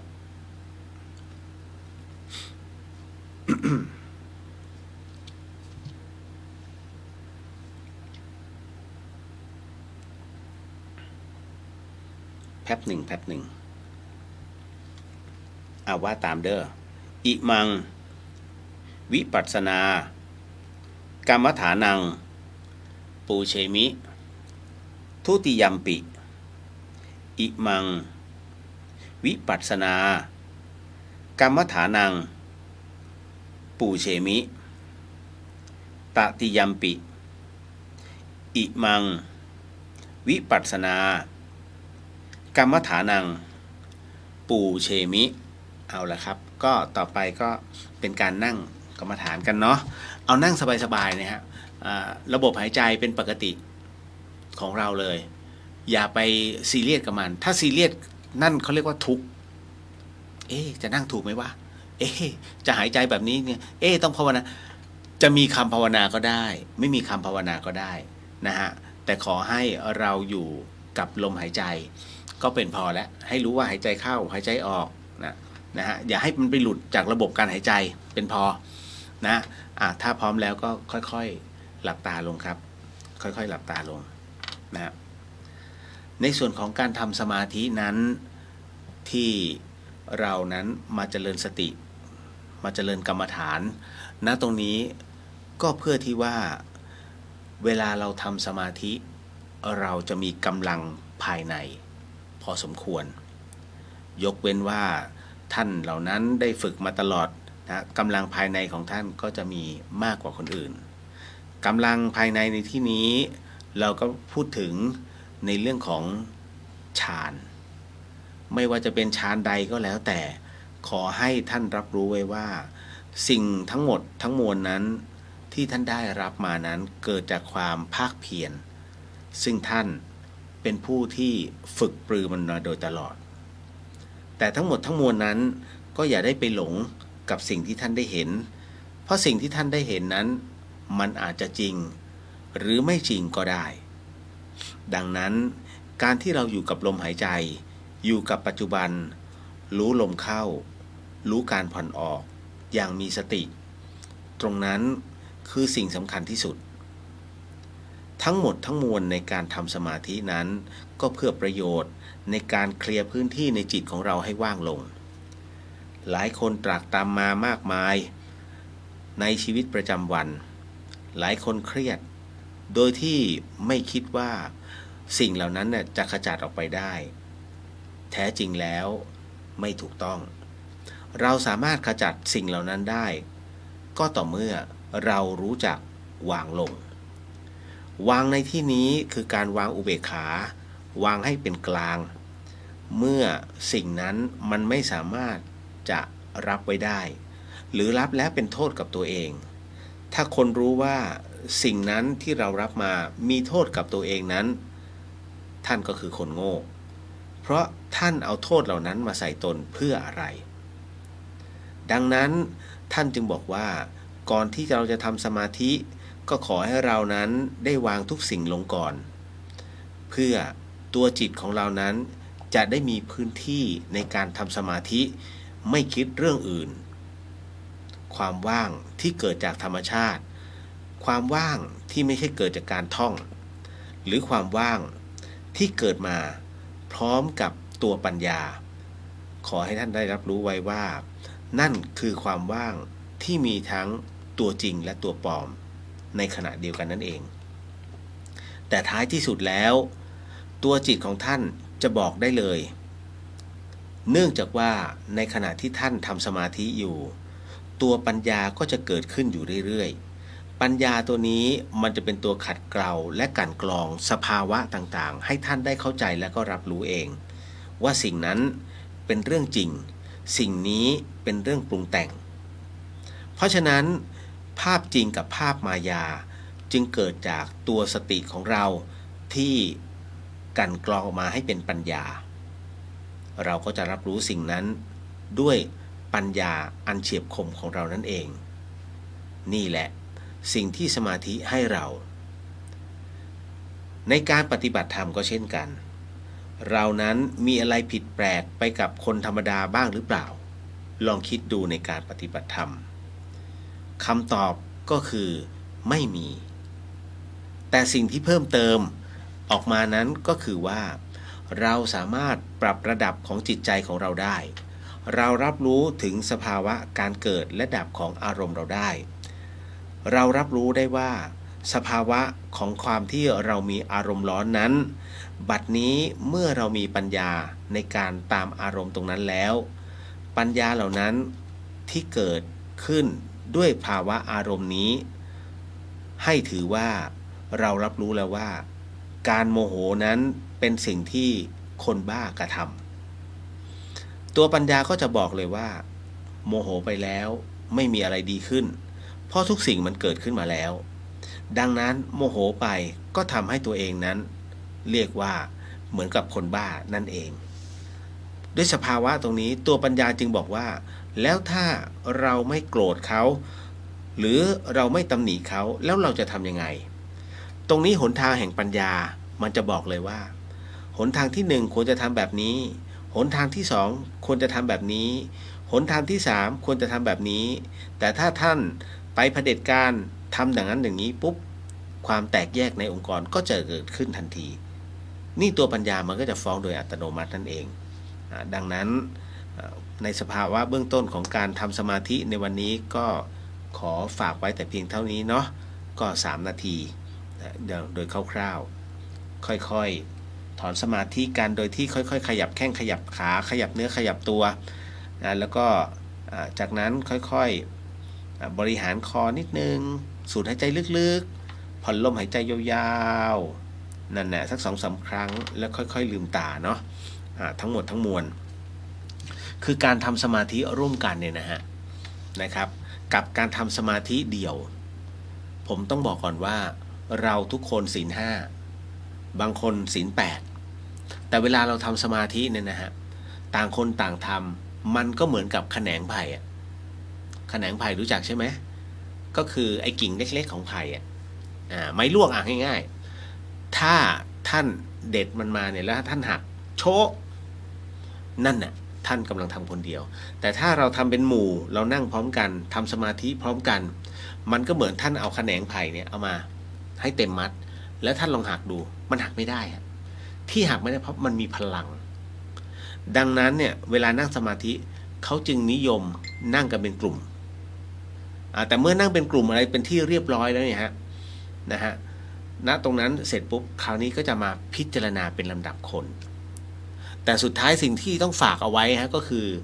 อย่าลืมกรวดน้ำกันอย่าลืมกรวดน้ำเพราะว่าการกรวดน้ำก็คือการทำให้เราขอให้พระแม่ธรณีนั้นเป็นพยาน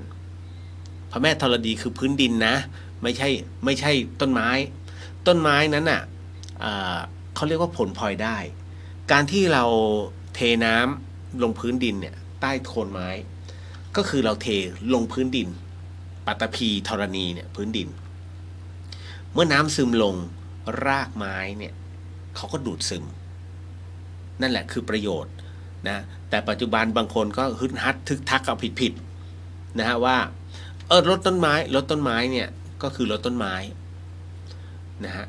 รอให้ลงพื้นดินนิดๆนะพระแม่ธรณีก็ออกกูได้แล้วพยานนิดนึงก็เลยเรียนชี้แจงเอาไว้เนาะเดี๋ยวรับพรกันก่อนมันไม่ผมจะมีความสุขทุกครั้งว่าที่เราได้นั่งสมาธิร่วมกันมันรู้สึกว่าคือตัวผมเองก็ได้พลังด้วยแล้วก็มีความรู้สึกมันได้เคลียร์ทั้งหมดทั้งมวลด้วยสมาธิตัวเองเนาะบางคนอาจจะมีเว้นวรรคนะฉันไม่ชอบอีนี่เลยฉันไม่ชอบไอ้คนนั้นเลยอะไรเงี้ยท่านไม่ต้องไปเว้นไปก็ไม่เกิดประโยชน์ผมถามนิดนึงว่าแล้วเขารู้ไหมแต่คนที่เดือดร้อนคือท่านเพราะท่านคิดไงแต่ท่านไม่คิดตัดไปทะเลาะมันก็แค่นั้นแหละเดี๋ยวแป๊บเดี๋ยวมันก็ตายกันแล้วเนี่ยปุ๊บปั๊บปีใหม่แล้วนี่เพิ่งผ่านมาเนี่ยเดือนกุมภาแล้วอีกแป๊บหนึ่งสงกรานต์พออีกแป๊บหนึ่งเข้าพรรษาอีกแป๊บหนึ่งปีใหม่เนี่ยมันจะมาด้วยความรวดเร็วเห็นไหมวันเวลาผ่านไปเร็วมากแล้วท่านจะโกรธกันเพื่ออะไรคิดกันง่ายๆเลยบางทีบางคนเราเป็นญาติกันเนี่ยผิดคำพูดนิดเดียวเหม็นหน้ากันแล้วเฮ้ยเขาไม่ได้มาฆ่าพ่อฆ่าแม่ไม่ต้องโกรธกันถึงขนาดเงาไม่เหยียบผีไม่เผา เพราะฉะนั้นเนี่ยมันไม่มีน้ำหนักเพียงพอแต่ตัวเนี้ยมันมีเหตุเป็นเหตุอะไรเดี๋ยวจะมาเล่าให้ฟังแล้วกันรับพรเด้อสัพพพุทธานุภาเวนะสัพพธรรมานุภาเวนะสัพพสังฆานุภาเวนะพุทธรัตนังธรรมรัตนังสังฆรัตนังตินนังรัตนานังอานุภาเวนะจตุรสีติสหัสธรรมขันธานุภาเวนะปิตกัตยานุภาเวนะชินสาวกานุภาเวนะสัพเพเตโรคาสัพเพเตพยาสัพเพเตอันตรายาสัพเพเตอุปัฏฐวาสัพเพเตทุนนิมิตาสัพเพเตอวังคลาวินาสันตุอายุวัฏโกธนวัฏโกสิริวัฏโกจสวัฏโกพลวัฏโกวรรณวัฏโกสุขวัฏโกโหตุสัพพทาทุกขโรคพยาเวราโสกาสตุจุปัฏฐวาอเนการตรายาปิวินาสันตุจติสสาชัยสิทธิทนังลาพังโสถีภคยาสุขังพลังสิริอายุจวันโนจะโพคังวุฒิจะยสวาสัตวสาจะอายุจะชีวสิทธิพวันตุเตสาธุสาธุสาธุนะฮะวันนี้หัวข้อของเราเนี่ยนะฮะพูดถึงในเรื่องของกรรมมันทำงานยังไงนะฮะบางคนแช่งชักหักกระดูกไม่ตายทันทีมันก็เหมือนกับเมื่อกี้ไอ้เรื่องเมื่อกี้ที่ผมเล่าให้ฟังนะว่าในส่วนของการที่เราไม่เว้นนะคนนั้นน่ะนะฮะเพื่ออะไรเพราะอะไรแล้วจิตของเรามันมีความเร่าร้อนมากน้อยแค่ไหนมันคือตัวกรรมมันเกิดจากกรรมที่มันไปบีบให้ต้องไม่คิดหรือว่าบีบให้ต้องคิดถึงไอ้คนนี้ตลอดภาพมันจะออกมาฮะนะฮะความโกรธแค้นคำพูดเดิมๆซ้ำๆเขาอาจจะบูลลี่เรานะฮะหรือเราปะทะกันมันอาจจะเกิดขึ้นเพราะท่านไม่รู้จักวางแต่พอท่านวางเสร็จปุ๊บโอ้เดี๋ยวมันก็ตายกันแล้วไม่โกรธเว้ยแล้วแต่นะฮะก็เต็มที่ก็ยิ้มถ้าเขาไม่ยิ้มก็เฉยๆก็แค่นั้นเองแต่ไม่ให้ร้ายกันไม่ให้ร้ายเขาไม่นินทาเขานะถ้ามีคนถามสาเหตุเกิดอะไรขึ้นก็แค่บอกสาเหตุแต่เราบอกว่าเราไม่มีสาเหตุอะไรที่ต้องโกรธกันขนาดนั้นก็แค่นั้นเองฮะนะครับเพราะฉะนั้นเนี่ยทั้งหมดทั้งมวลจึงเป็นเหตุให้ว่าเราต้องใช้สภาวะทั้งหมดทั้งมวลเนี่ยเข้ามาไตร่ตรองด้วยเช่นกันอย่างหัวข้อในวันนี้คุณนัทสวัสดีครับคุณเลียวสวัสดีครับผมอย่างวันนี้ฮะที่ผมพูดถึงในเรื่องของหัวข้อว่าการทำงานของกรรมนะก็ต้องบอกว่าเนื่องจากว่าวันนี้มีหลายท่านก็ถามเข้ามาในเรื่องของกรรมวาระของกรรมทำไมมันไม่ส่งผลสักที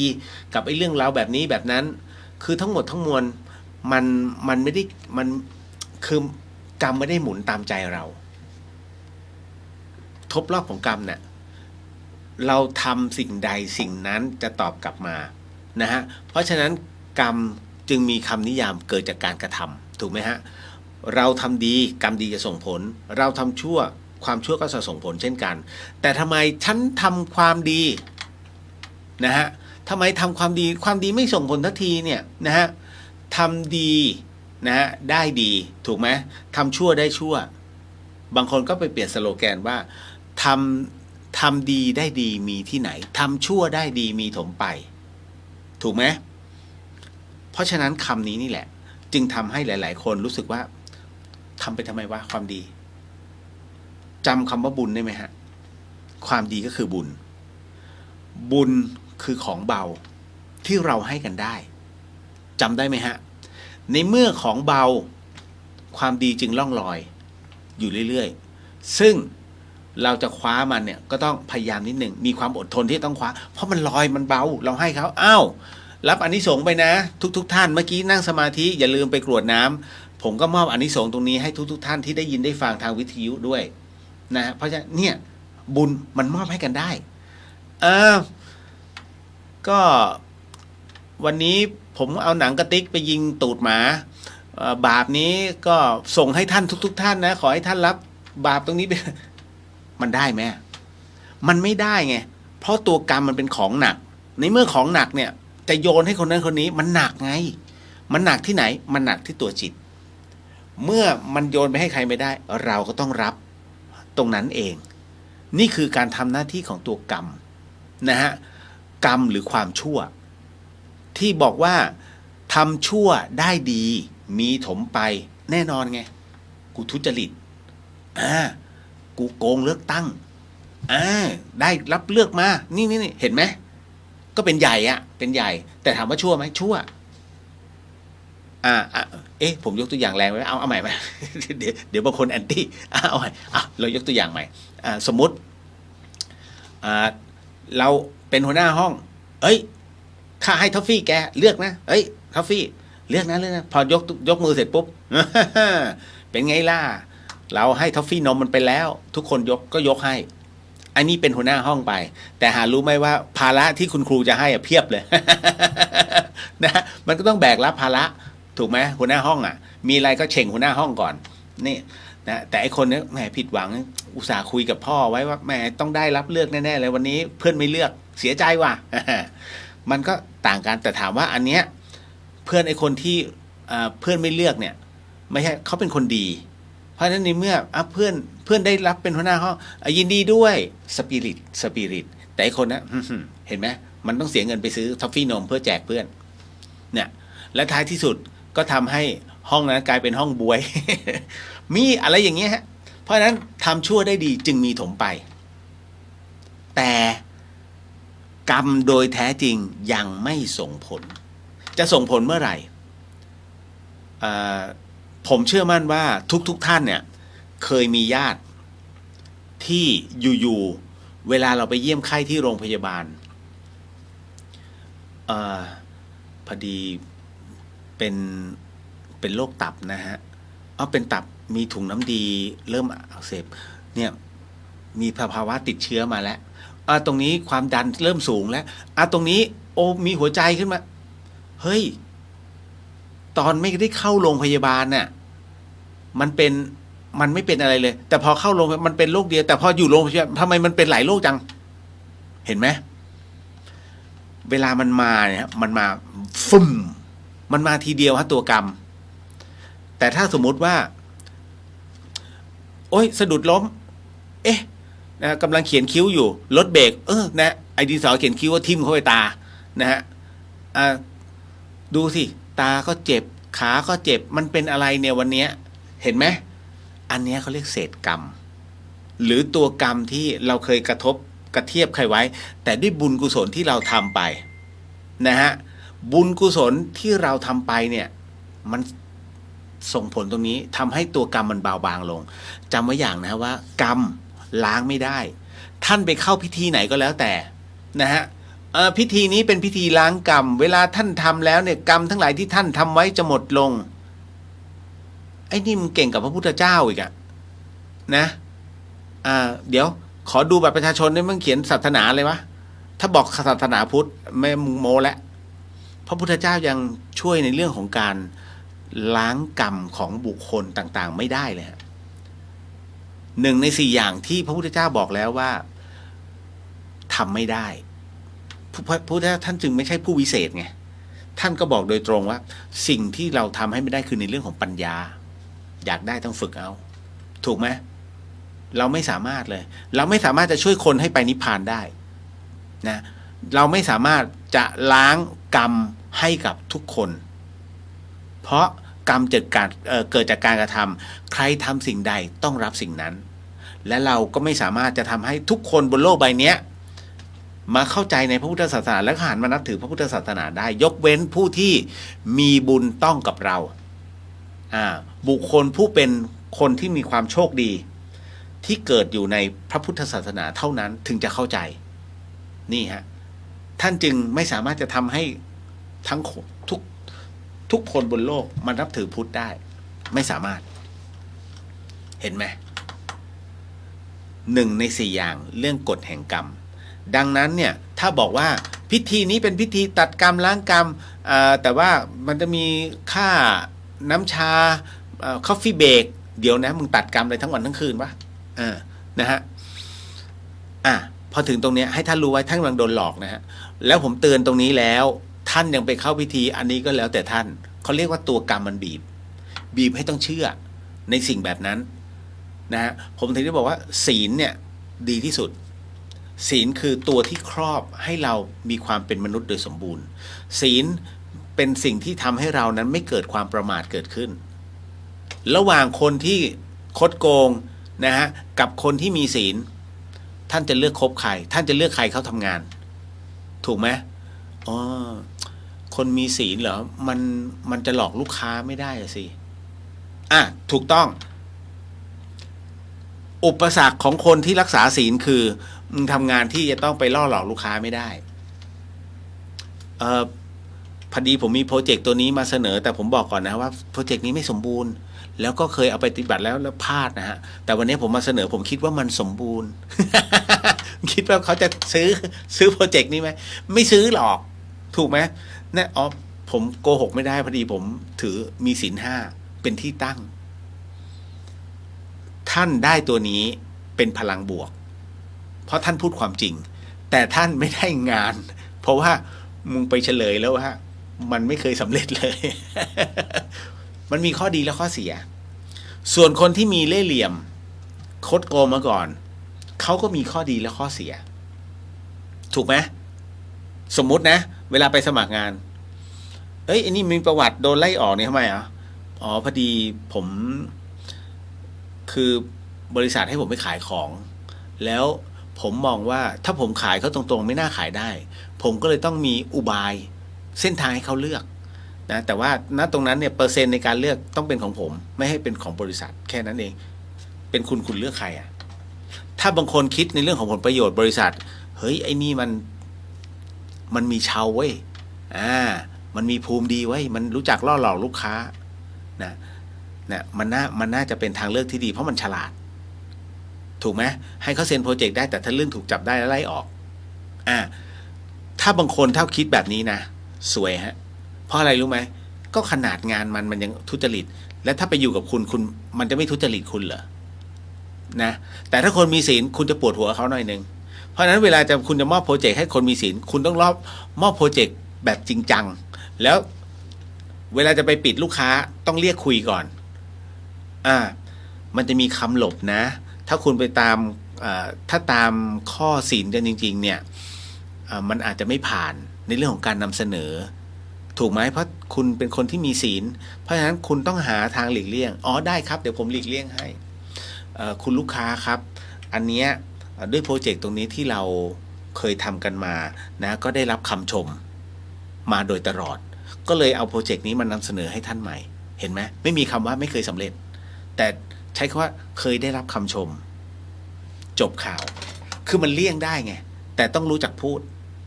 นี่คือวิธีการเห็นไหมอุปสรรคมันมีอยู่ดังนั้นไอ้กรณีตรงนี้กรรมเนี่ยเวลามันส่งผลจริงจังมันส่งผลมาแบบโปรโมชั่นคือตายก็คือตายคาเข็มเยอะแยะไปหมดเลยสายสลิงแต่ถ้าเมื่อไหร่ก็ตามที่ท่านเดี๋ยวรับสภาพตายแล้วโดนเย็บแผลปวดฟันหัวแตกเล็บขบอะไรเงี้ยนะเดี๋ยวไปกระแทกโต๊ะปวดหลังมันจะมีเล็กๆน้อยๆนั่นคือตัวกรรมที่มันถาโถมเข้ามาท่านจะชอบแบบไหนมันเป็นสิทธิ์ที่ตัวกรรมเป็นตัวนำเสนอเพราะฉะนั้นความดีหรือว่าบุญต่างๆที่ท่านได้ทำมาเนี่ยถึงได้บอกว่าแม้กรรมจะล้างไม่ได้แต่มันมีเหตุให้บรรเทาตรงนั้นได้ถูกไหมนั่นนะแต่ท่านยังไปทวงว่าทำไมความดีที่ฉันทำไปจึงไม่ส่งผลให้กูรวยวะถ้าท่านไปทวงอย่างเงี้ยได้รวยได้แต่อายุสั้นกับมึงรับกรรมทีละนิดเพราะเอาบุญตัวนี้มาซอฟให้แล้วแทนที่จะถูกรถชนอาจจะถูกแบบขับรถไปเป็นรถชนนะฮะอาจจะถึงต้องตายแต่คราวนี้ขับรถไปปรากฏว่าเอาแค่กิ่งไม้ล้มลงมาฟาดหน้ารถตึ้งโอเคเลือกอันไหนนะฮะมันมีเหตุของมันนะตัวกรรมจะเป็นตัวจัดสรรแล้วก็มันจะเป็นตัวที่มีบุญเอามาชั่งอีกทีหนึ่งจะซอฟได้มากแค่ไหนดังนั้นเราไปขวางตัวกรรมไม่ได้ครับบุญนั้นและกรรมนั้นจะส่งผลชาติไหนไม่ใช่เรื่องของเราไม่สามารถลิขิตมันได้ตัวลิขิตจริงๆคือจังหวะชีวิตทำไมไอ้คนนี้มันถูกรางวัลที่ 1อีกแล้ววะ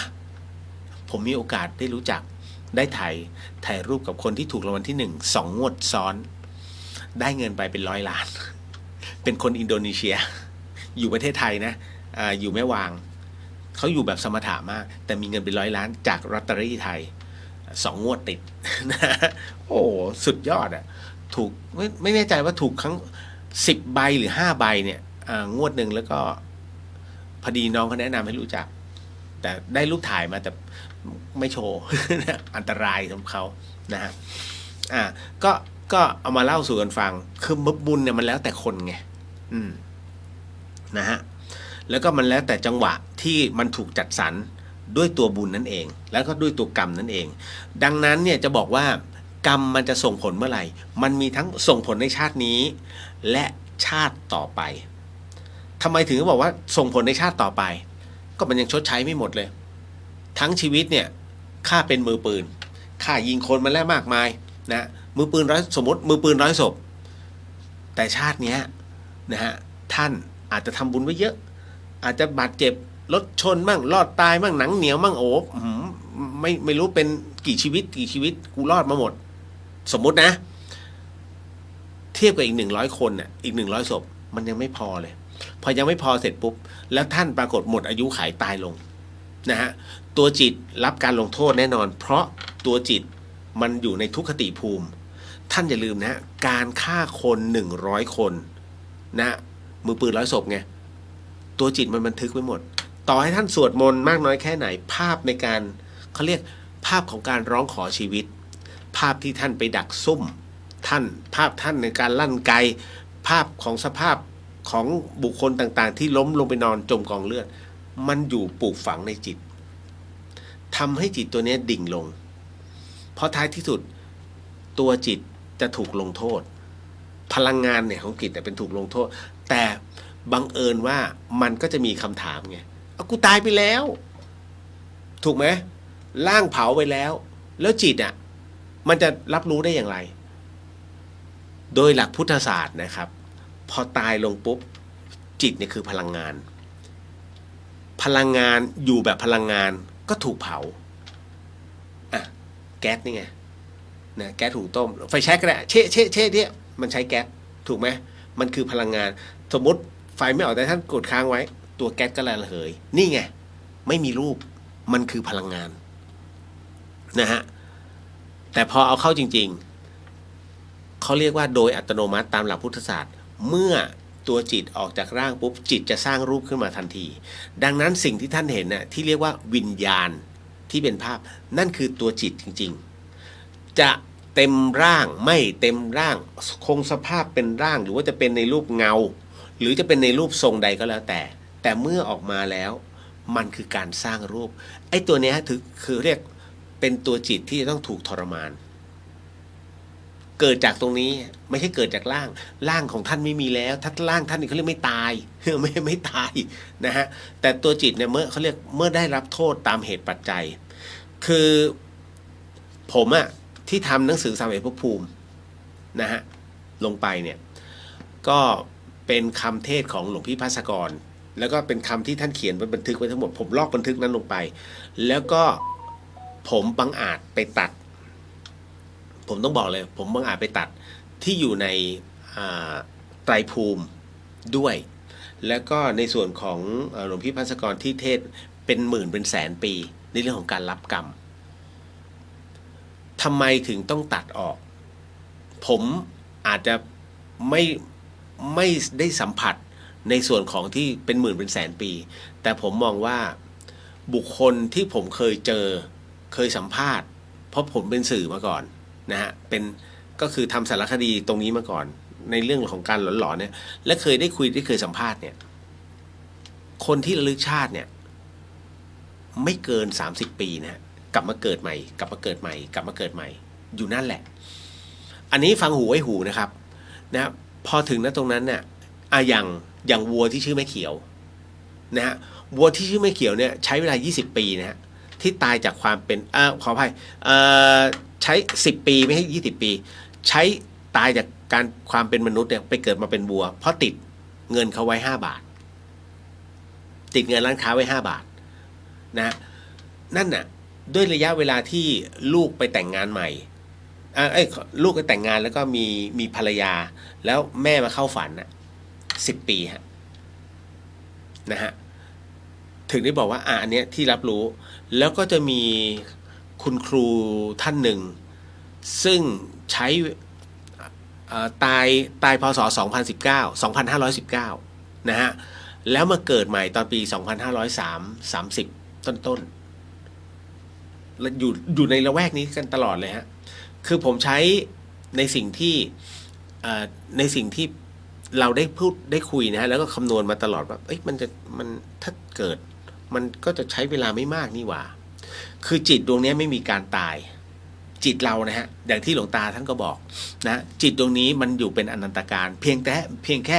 พอตายลงเนี่ยจิตมันออกจากร่างแล้วก็หาที่ใหม่ในการเกิดแค่นั้นเองแต่การเกิดคือเขาจะมีเป็นวาระนั่นแหละนั่นคือสิ่งนั้นตรงนั้นมันก็จะมีคำถามมากมายฮะเอาแล้วทำไมจำเรื่องราวนั้นไม่ก็เขาไม่ให้จำไง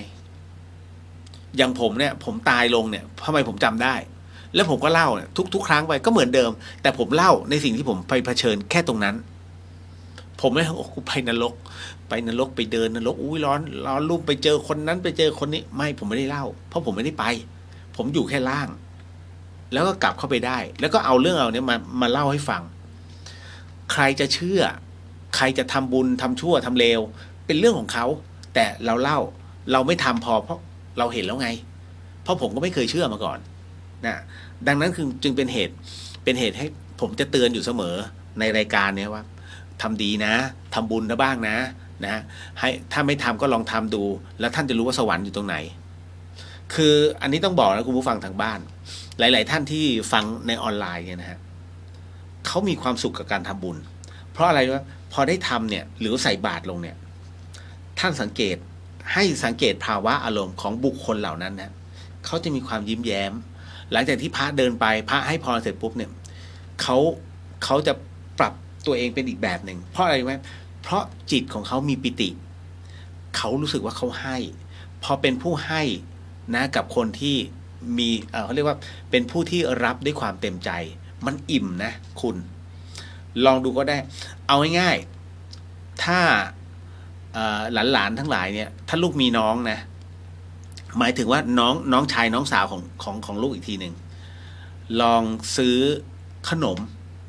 เอ้ยไปที่นู่นมาฝากเอาไปฉันให้แล้วลองดูปฏิกิริยาเขา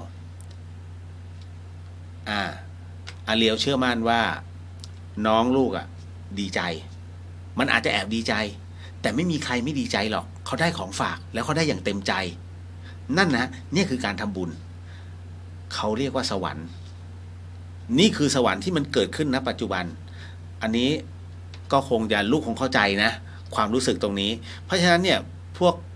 พี่ๆทั้งหลายที่เขาทำบุญนะเดี๋ยวพอบอกบุญเสร็จปุ๊บเขาทำนั่นน่ะคือสิ่งที่เขาทำแล้วเขามีความรู้เขามีความสุขเพียงแต่ระบบของอาเป็นระบบขัดใจเขาก็คือจะมีช่วงเวลาณตรงเนี้ยนะฮะถ้าหยุดปุ๊บก็ปิดจบแต่ถ้าใครส่งมาหลังเขาเรียกแกะดำ ก็โมทนาให้แต่เป็นแกะดำเพราะฉะนั้นหลายๆท่านเขาอยู่ในกติกาลูก นะตรงนี้อันนี้ก็เลยต้องบอกไปก่อนเนาะเพราะฉะนั้นในส่วนของคำว่าถูกทรมานจากนรกเนี่ยก็คือตัวจิตที่มันถูกทรมานนะดังนั้นระยะเวลาของการส่งผลกรรมเนี่ยผมจึงไม่ใส่ลงไปใน31ภพภูมิเพราะผมรู้ว่าเฮ้ยเดี๋ยวก็เกิดเพียงแต่ว่าคุณจะเกิดเป็นคนหรือเปล่าหรือจะเกิดเป็นแมลงหรือจะเกิดเป็นสัตว์เพราะหลายๆครั้งเนี่ยที่ผมสอบถามผู้รู้ว่าเดี๋ยวนะไอตัวหนอนเนี่ยที่มันอยู่บนใบไม้เนี่ยไอ้4-5ตัวบุ้งเนี่ยทำไมมันมีอยู่ตัวหนึ่งที่มันดุกดักมันแบบดีดากุลีกุจอก็จะมีพระอาจารย์ท่านก็เข้าใจแล้วไอเนี่ยมันเป็นคนมาก่อนนะโยมแล้วมันก็เหมือนกับมาทักทายเหมือนกับเขารู้จักนะนั่นแหละแต่ถ้าโยมเดินไปเขาก็กลับไปเป็นพรรคพวกเหมือนเดิมเพราะฉะนั้นเขาก็จะมีชีวิตอยู่แค่45วันถูกไหมหลังจากนั้นเสร็จปุ๊บพอมึงตายลงก็ไปเกิดใหม่แต่เกิดในที่นี้ก็เกิดตามกำลังบุญนะฮะคือมันเป็นวงรอบของเดรัจฉานคนถ้าคุณไม่รู้จักในเรื่องของการทำบุญเลยนะฮะทำแต่ความชั่วมันจะกลับไปเป็นเดรัจฉานแต่ถ้าเรารู้จักกระทำบุญนะแล้วก็มันจะคนเรามันทั้งดีทั้งชั่วมันผสมปนเปกันมาถูกไหมเมื่อทำตรงนี้เสร็จปุ๊บเนี่ยพอถึงตรงนั้นมันจะถูกชั่งขออนุญาตเกิดชาติใหม่ขอให้เป็นผู้ชายแต่ปรากฏว่า ออกมามันชายไม่แท้มันก็เกิดจากตัวกำลังโดยสภาพจิตในการอธิษฐาน ทั้งหมดมันเป็นไปได้ทั้งหมดฮะมันขึ้นอยู่กับว่าตัวเรานั้นน่ะทำอะไรไว้ผมดูใน YouTube บอกว่าอะไรนะคนเราสามารถกำหนดการเกิดได้ว่าจะเป็นอะไรไม่จริงฮะ100%เอามาจากไหนนั่นนะฮะเพราะฉะนั้นกูทำชั่วก็ได้ดินะฮะแล้วเดี๋ยวขออนุญาตขอไปเกิดเป็นผู้มีอำนาจแบบนั้นแบบนี้ก็ขอได้เหรอมันไม่ใช่นะฮะคือถ้าทำคอนเทนต์แบบนี้อย่าทำอันนี้เห็นประมาณทั้ง2 ท่านที่ทำคอนเทนต์แบบนี้ว่าจะเกิดแบบไหนก็ขอได้ไม่ได้ฮะวงรอบของความเป็นชายความเป็นหญิงยังไม่เท่ากันเลยถ้าผู้ชายยังไม่รู้จักรักษาศีลท่านอาจจะเกิดเป็นผู้หญิงนะส่วนผู้หญิงที่อธิษฐานขอให้เกิดเป็นชายถ้าท่านไม่รู้จักทำความดีท่านก็ยังเกิดเป็นผู้หญิงแล้วผู้หญิงเป็นเพศที่ต้องคำสาปผู้หญิงทุกคนรู้ดีนะฮะถูกไหมทุกเดือนท่านจะมีอาการทรมานแล้วก็ปวดท้องเห็นไหมทำไมธรรมชาติจึงต้องสร้างท่านให้มาทรมานมันมีเหตุของมันไงนะแต่ผู้ชายก็ใช่ว่าจะสบายนะอันนี้ต้องบอกไว้ก่อนนะทำไมผู้ชายจึงเป็นประเภทที่เป็นเพศที่หลอกตัวเองถูกไหมคุณผู้ฟังฮะเพศชายเป็นเพศที่หลอกตัวเองเก่งมากทำไมท่านเนี่ยสู้ผู้หญิงไม่ได้เลยอย่าลืมนะผู้หญิงมีความอดทนสูงเพราะธรรมชาติสร้างให้เขาอดทนกับโรคประจำตัวแต่วันนี้หลายๆท่านจะสังเกตให้ดีผู้ชายจะมีเรื่องเดียวฮะที่เก่งกว่าผู้หญิงคือเรื่องกำลังพละกำลังที่มีเหนือกว่าผู้หญิงส่วนอย่างอื่นผู้หญิงเก่งกว่าท่านถามนักจิตวิทยาก็ได้ท่านถามอาจารย์หมอก็ได้ท่านจะได้คำตอบแบบนี้นั่นแหละครับมันคือความสมดุลทางธรรมชาติที่ธรรมชาติสร้างชายหญิงมาณตรงนี้เท่านั้นเลยนะฮะอันนี้ก็บอกกล่าวไว้ก่อนเพราะฉะนั้นในส่วนของในเรื่องของตัวกรรมหวังว่าจะเข้าใจนะมันเป็นไปตามวาระไม่มีใครกำหนดได้เลยฮะว่ามันจะเกิดขึ้นปัจจุบันหรืออนาคตหรือชาติต่อไปถ้าท่านใช้ไม่หมดชาติต่อไปแน่ๆนะแต่ถ้าอยากจะเกิดชาตินี้เห็นผลง่ายๆเลยท่านเดินไปเตะหมาทั้งตัวนะถ้ามันกัดท่านก็นะผลที่เกิดในชาตินี้ นั่นแหละนะต่อมา เริ่มจะบูล้างผ่านขึ้นทีละนิด อันนี้จบนะฮะจากหัวข้อนะตรงนั้นต่อไปการที่พระเรียกสีกาเข้าไปคุยในห้องโถงกัน2 คนแบบนี้ทำได้ไหมครับไม่สมควรนะฮะอันนี้เหมือนกับเป็นคำเมื่อวานนี้นะฮะจริงมันไม่สมควรคือถ้าสมควรคือต้องมีพยานนะฮะเหมือนกับถ่ายรูปเหมือนกันท่านสังเกตไหมว่าเวลาท่านไปเจอครูบาอาจารย์ท่านเจ้าค้าจะขอถ่ายรูปหน่อยไม่ได้ห้ามถ่ายนะฮะแต่ถ้าสมมุติลูกศิษย์คนสนิทหลวงปู่พอดีโยมที่เขามาเนี่ยเขาขอถ่ายรูปด้วยเดี๋ยวผมดูด้วยนะฮะหลวงปู่ได้ทำไมถ่ายได้เพราะมีพยานก็คือลูกศิษย์คือเข้าไปในเฟรมด้วยทำไมจึงต้องมีพยานเพราะมันเคยเกิดกรณีฮะคือประมาณช่วงสักปี2829เนี่ยแถวๆเนี้ย2829 30จนถึง35มีคดีหนึ่งซึ่งเขาเอารูปไปไม่ได้รูปตัดต่อหรอกเพราะสมัยก่อนมันตัดต่อไม่ได้ถ่ายก็คือถ่ายฟิล์มเอาไปล้างรูปเป็นภาพเลยก็ไปถ่ายเป็นรูปผู้หญิงกับพระยืนใกล้ๆกันมีแค่นั้นเลยนะฮะผิดที่มันเหมือนกับว่าคือมันเป็นมุมกล้องที่มันเหมือนกับว่าสีกากับพระ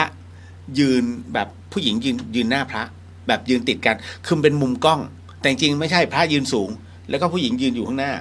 แต่เนี่ยดันทะลึ่งแหมตากล้องไงนอนถ่ายแล้วภาพมันไปเป็นงั้นไง